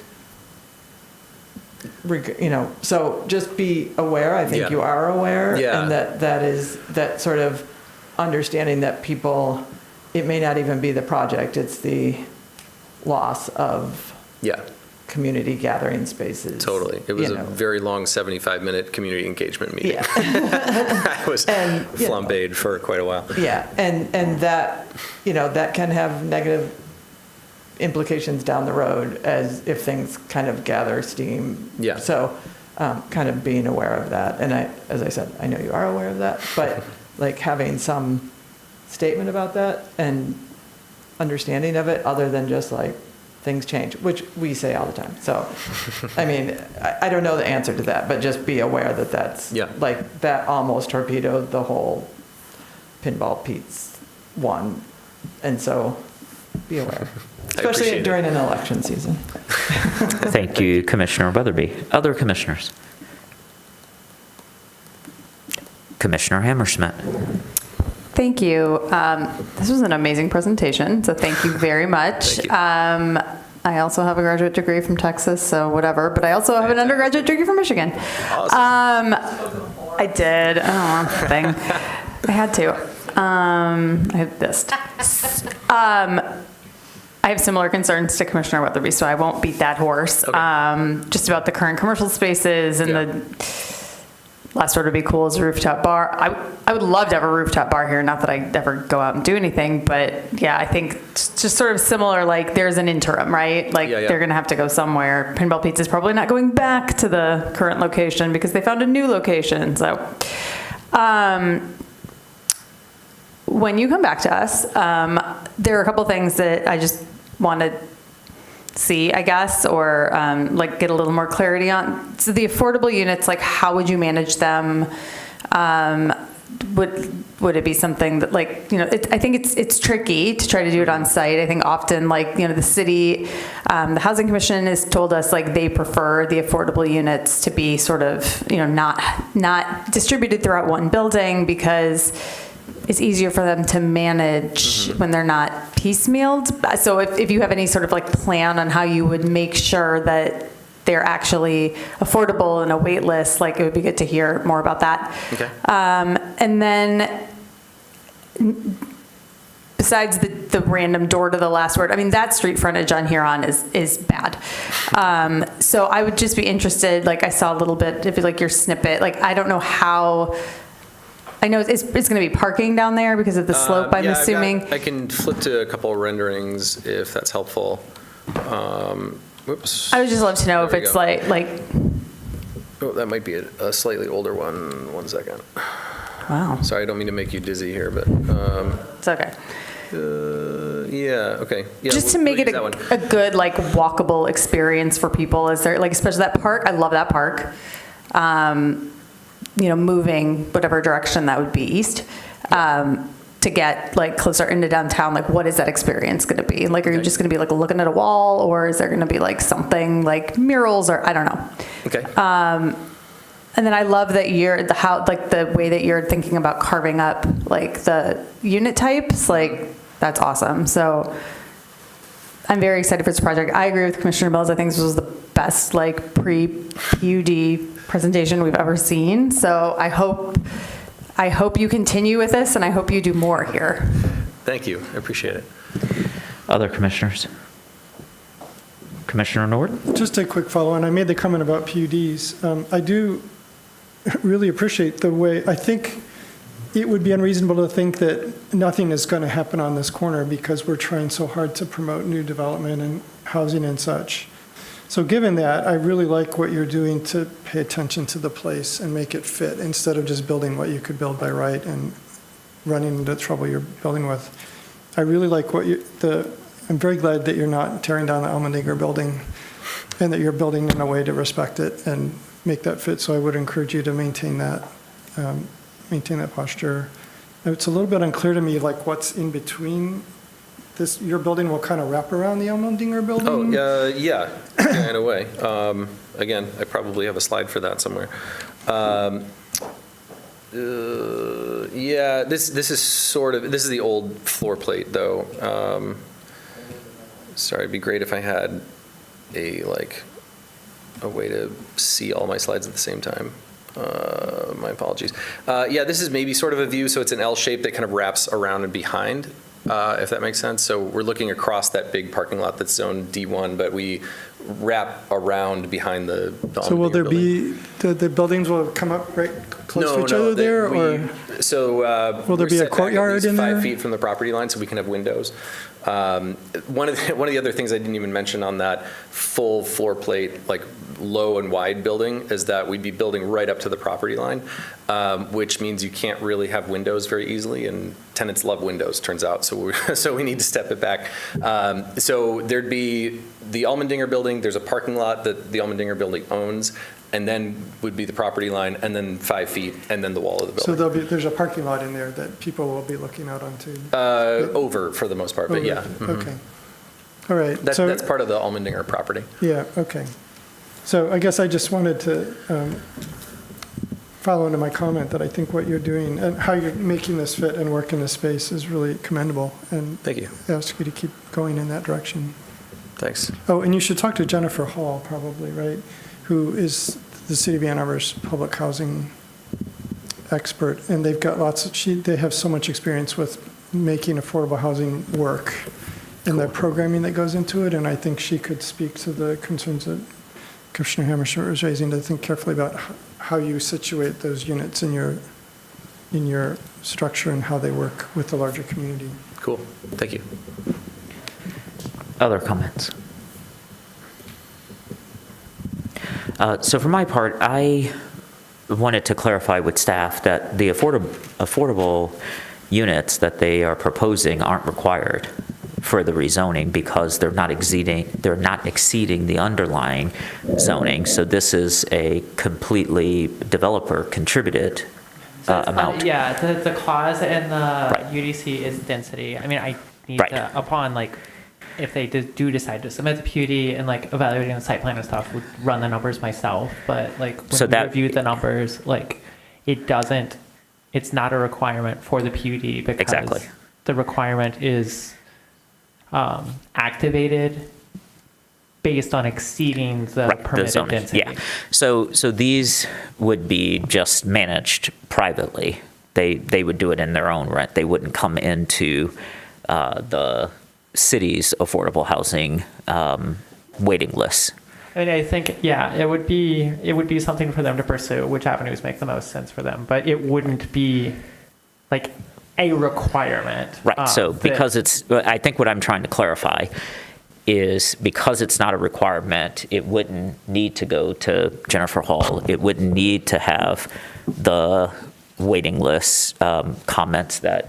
No, I wasn't suggesting that you do that because you need to get approval, just that she would help you make sure it works.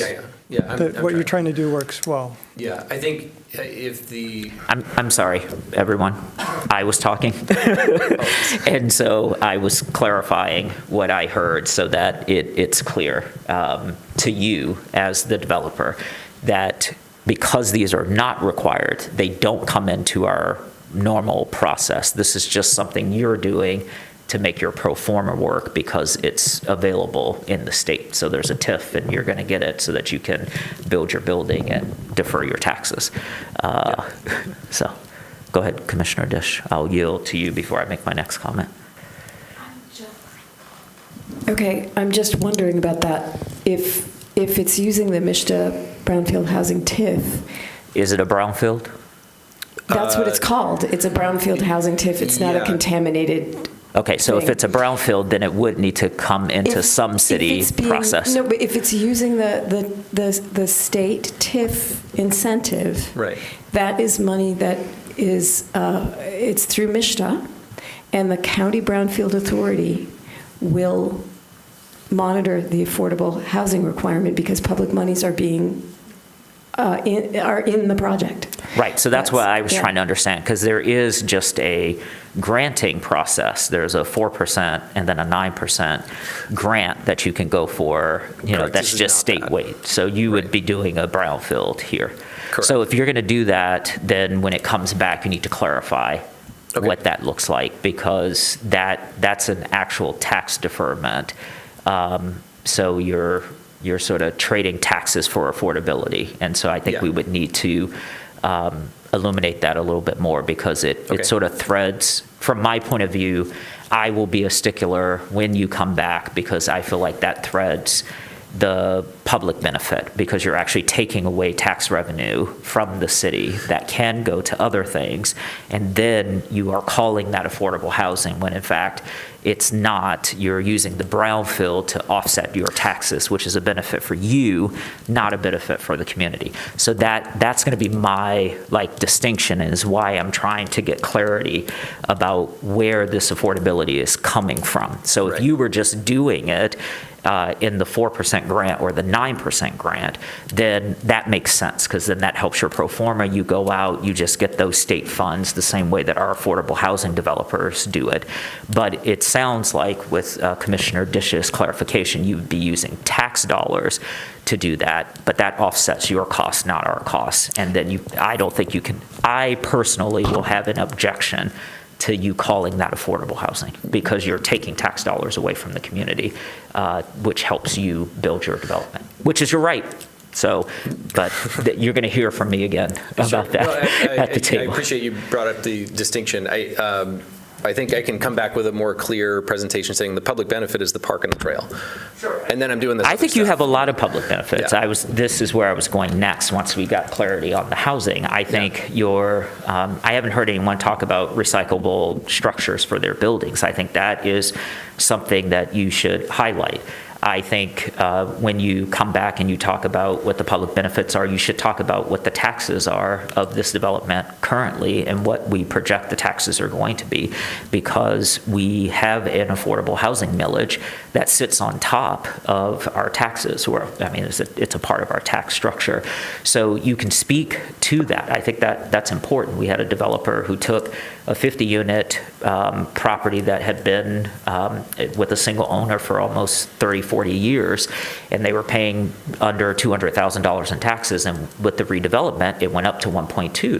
That's a significant increase of tax revenue that benefits the schools, it benefits the county, it benefits our affordable housing millage. And I think those things, developers don't talk about the tax revenue, that you are generating tax revenue for the city, which helps us maintain the services. That helps the city administrator keep our rates low. In the last budget, he didn't increase the taxes for the city. He didn't decrease them, but he didn't increase them. And I think that's because of new development, and I think you need to speak to that.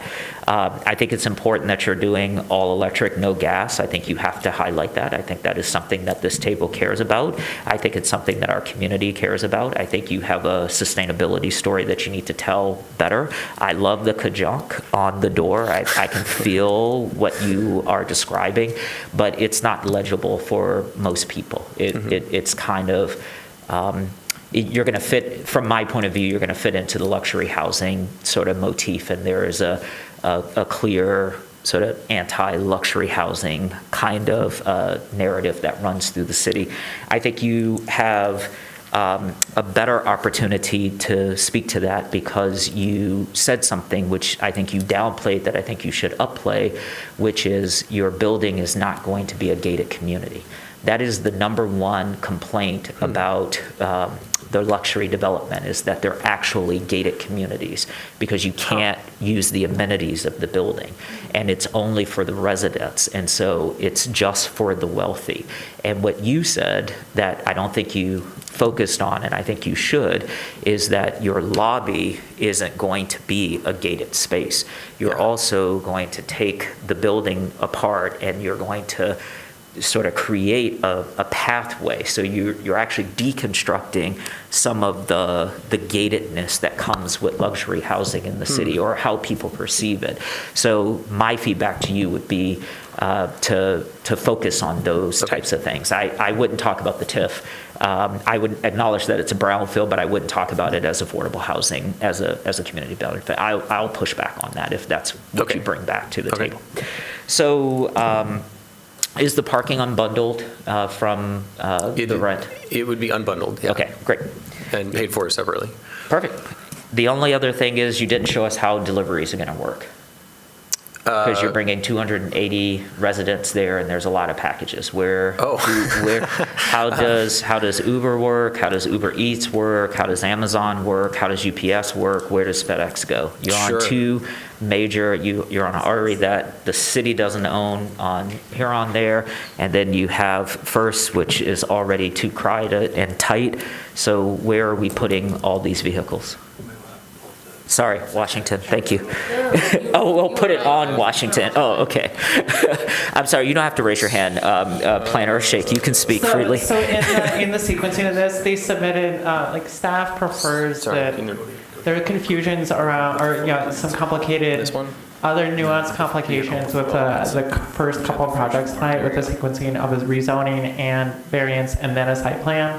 Staff prefers to have one round of site plan reviews done before, excluding a rezoning. So in this case, they weren't exploring a rezoning initially, they were exploring a variance. So staff prefers to have one round of site plan reviews complete before scheduling for ZBA, because we've had on more than one instance, through a site plan review, our site plans are complicated. There's no easy sites left in the city.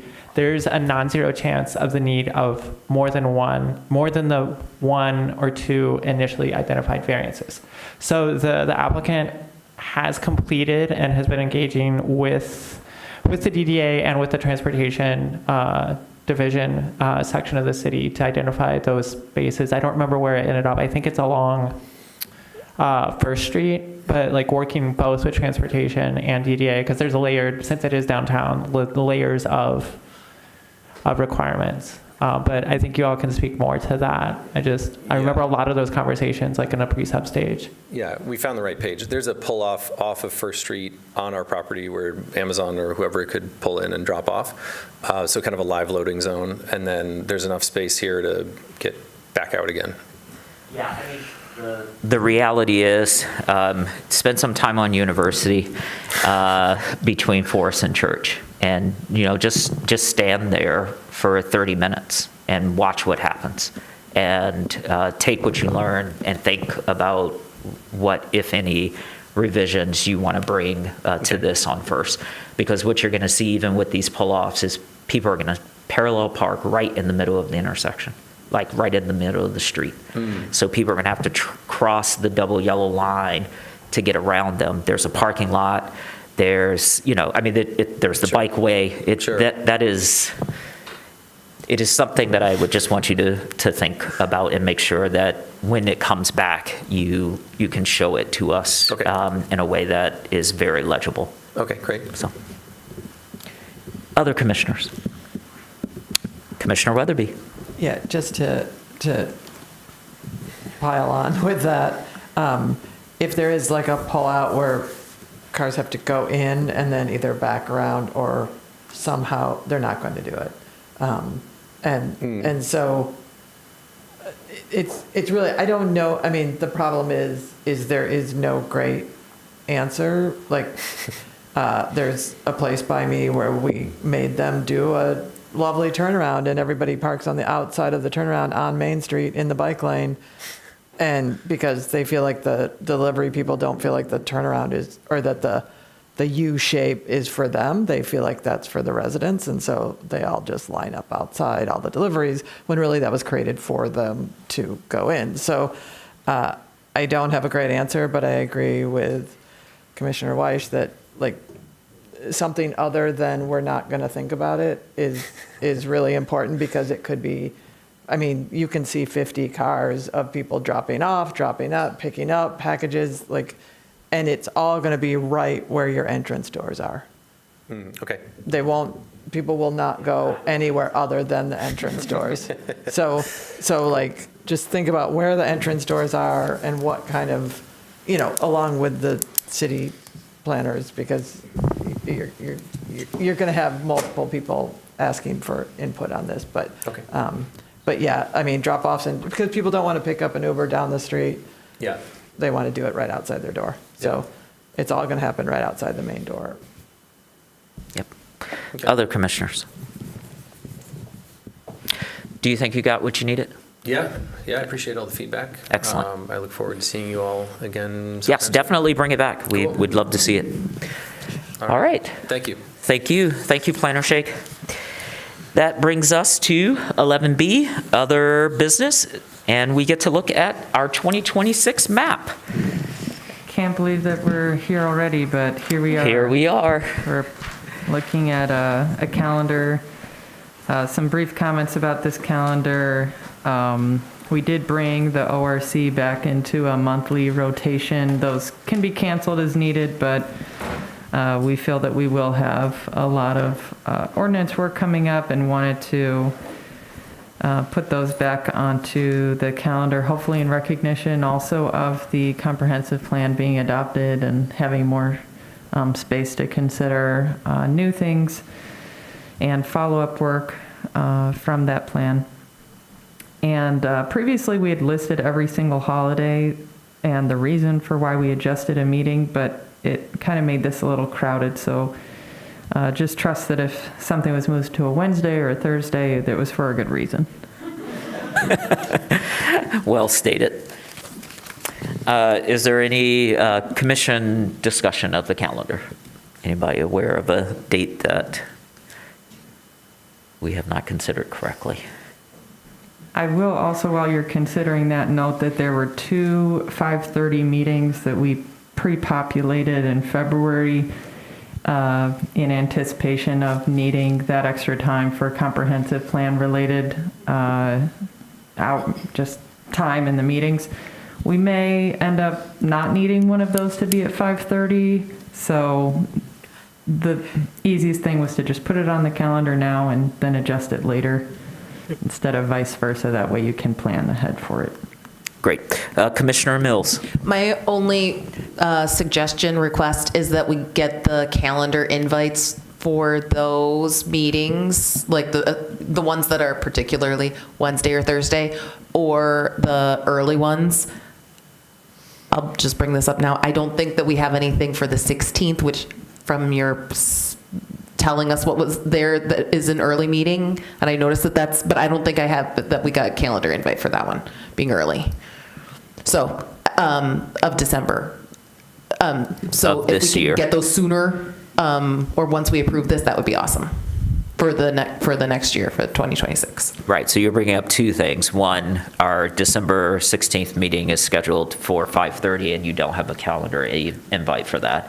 And therefore, you're asking to make sure that the two 5:30 meetings, February 3rd and February 18th, that we get a calendar invite for that as soon as possible. Correct. Thank you. Yeah.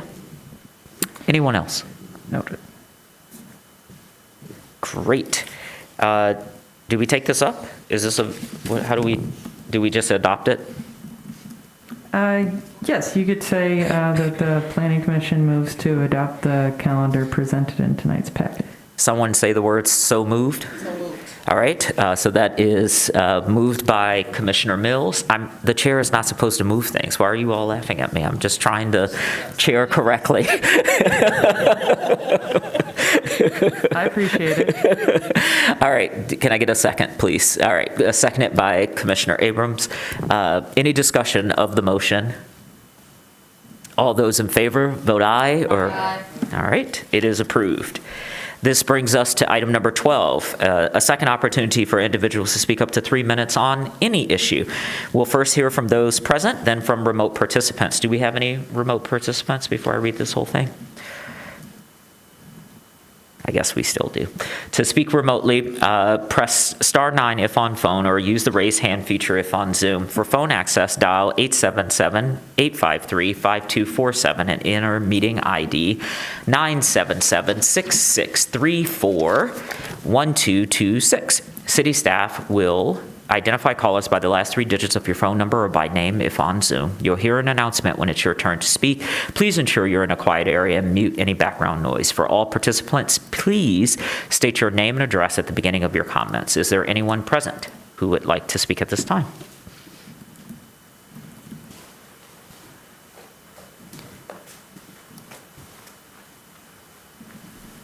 Thank you, Chair Warriors. Great meeting. This on 315 West Washington, it's interesting. I didn't know that they were going to use the housing TIF. Thank you, by the way, for bringing up the distinction between affordable housing, which is a benefit to the community, and the 15% units at 60 AMI, which enables the petitioner to capture city tax revenue, which is actually a benefit for the developer. So that's an important distinction. But, I've been attending county brownfield meetings. I'm trying to learn about brownfields. It's very interesting, at least to me. And one theme of the discussions there is that each community should develop a policy plan for housing TIF, so that you're going to see a tsunami of these developments. All these multifamily housing developers are looking at this now. Even ones who have never even touched affordable housing, like Pulte and Toll Brothers, are looking at this.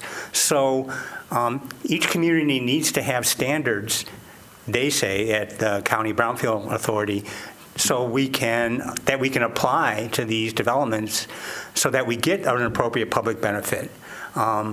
And so I guess it's more of a question for council than for you, and maybe for you, Councilmember Dish. Has council discussed it, or do you in fact have a policy yet? And is this on the table?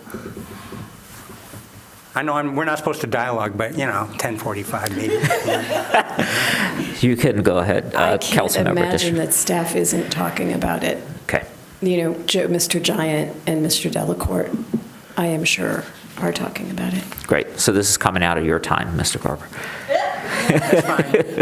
And by the way, this other gentleman has stuck out the whole meeting, so I commend you, sir.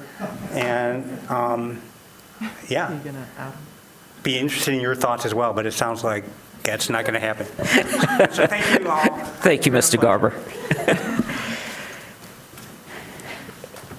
Do we have remote participants that would like to speak? We have 2 remote participants. Our first speaker is Luis Vasquez. You have 3 minutes to address Planning Commission.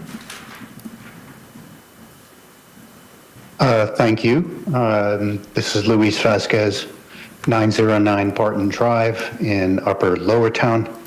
I also think tonight's meeting was great, informative, and love seeing these prospects for new projects come before Planning Commission and hopefully before Council before long. But it struck me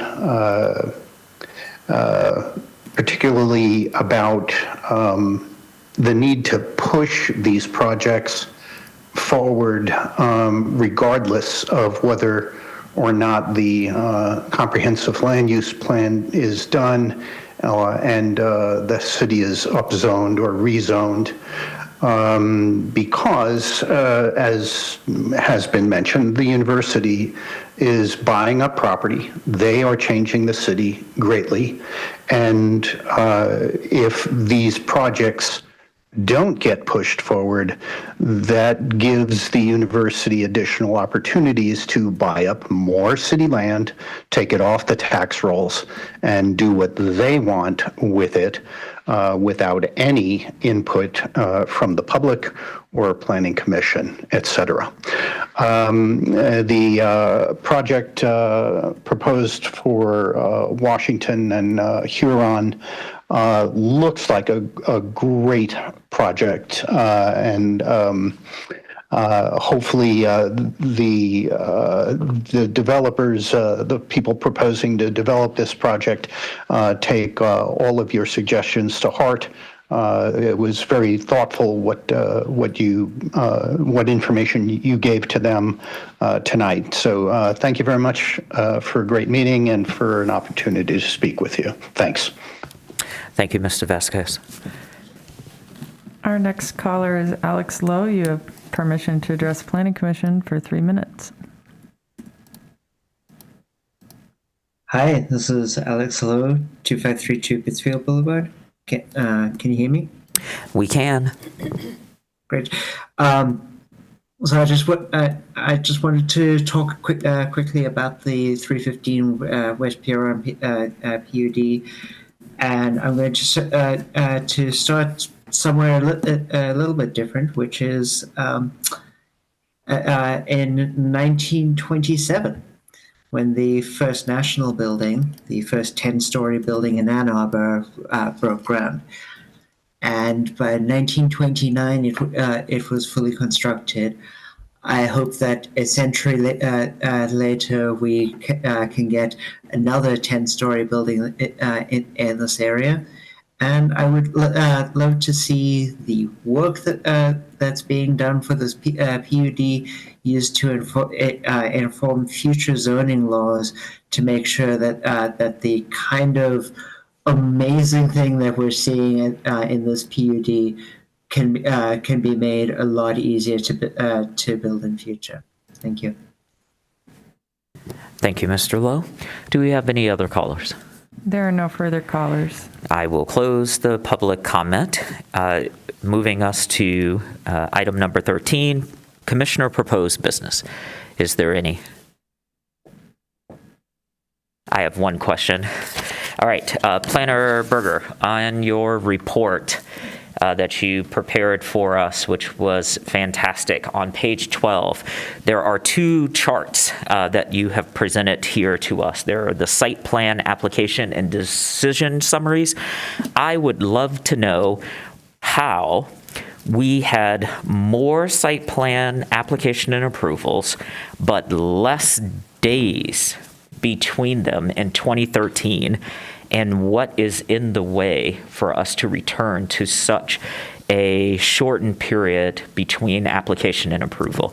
So for the table, who may not be looking at this chart and did not notice this, we received over 50 petitions. We approved just under 40, and it took an average of 113 days. Our average now is 260 days. And we have less petitions, and we have less approvals. So if there is any insight, I would be keen to understand it. That's all. I don't want to be too flippant, but I can let Ms. Berger chime in if I'm saying something that's contrary to her research, but part of it is related to the last agenda item that you had. We have more and more PUDs, difficult sites, unstraightforward, challenging applications that require more staff involvement because of the floodplain issues or whatever. Then I was not here in 2013. I joined the city in 2022.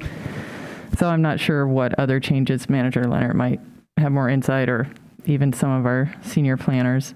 But I do know that in terms of recent petitions, it takes sometimes longer because we will have, for example, the petitioner that had a public hearing this evening that was postponed, 700 North Main. They've been working on that proposal for a long time.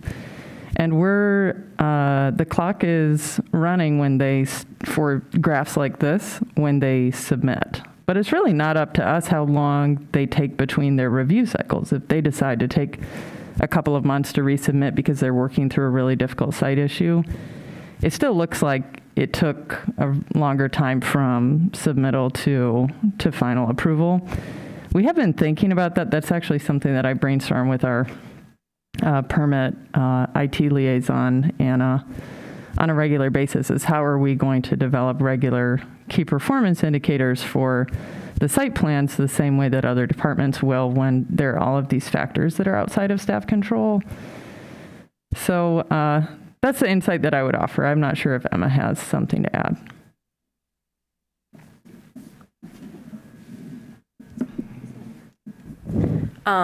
No, I think that sums it up. I think when I was doing the research, just to add to that, it sounds like the review process has shifted over the years, and maybe there's like more meetings, and like as sites are more complicated, there's just more time that's spent getting site plans from concept to approval. And so I think that's also part of the reason why the time has gone up.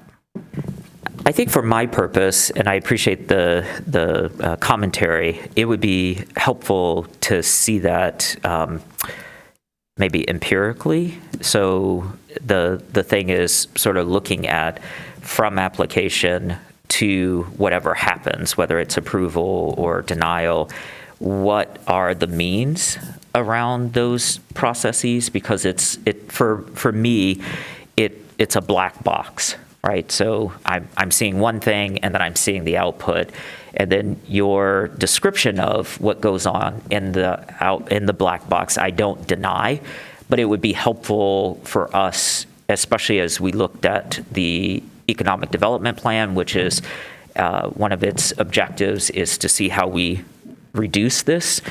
It would be helpful to get more reporting back on that. So if it is the case that the plans are more complicated and therefore on average are taking 100 days to get from phase 1 to phase 2 because it has all these complications, I think that can just be stated with each one. And then we can take the mean of that, and then we can begin to see whether we're making progress along those things. So it's not to say anything about the work that's being done inside the planning department. Obviously, we're not in any of your meetings. We don't see the applications. We just see the outcome of your work product. But when I saw this, I was just shocked. And so I was like, more petitions and less time. 2016 was a very interesting year. And so I just wanted to know if there was insight there. So this is for later, but those are just my thoughts for that. So, but thank you for this report. I really appreciate it, and I enjoyed reading it. Any other commission proposed business? Seeing none, I will entertain a motion to adjourn. Moved by Weatherby, thank you, Commissioner Dish, and seconded by Commissioner Mills.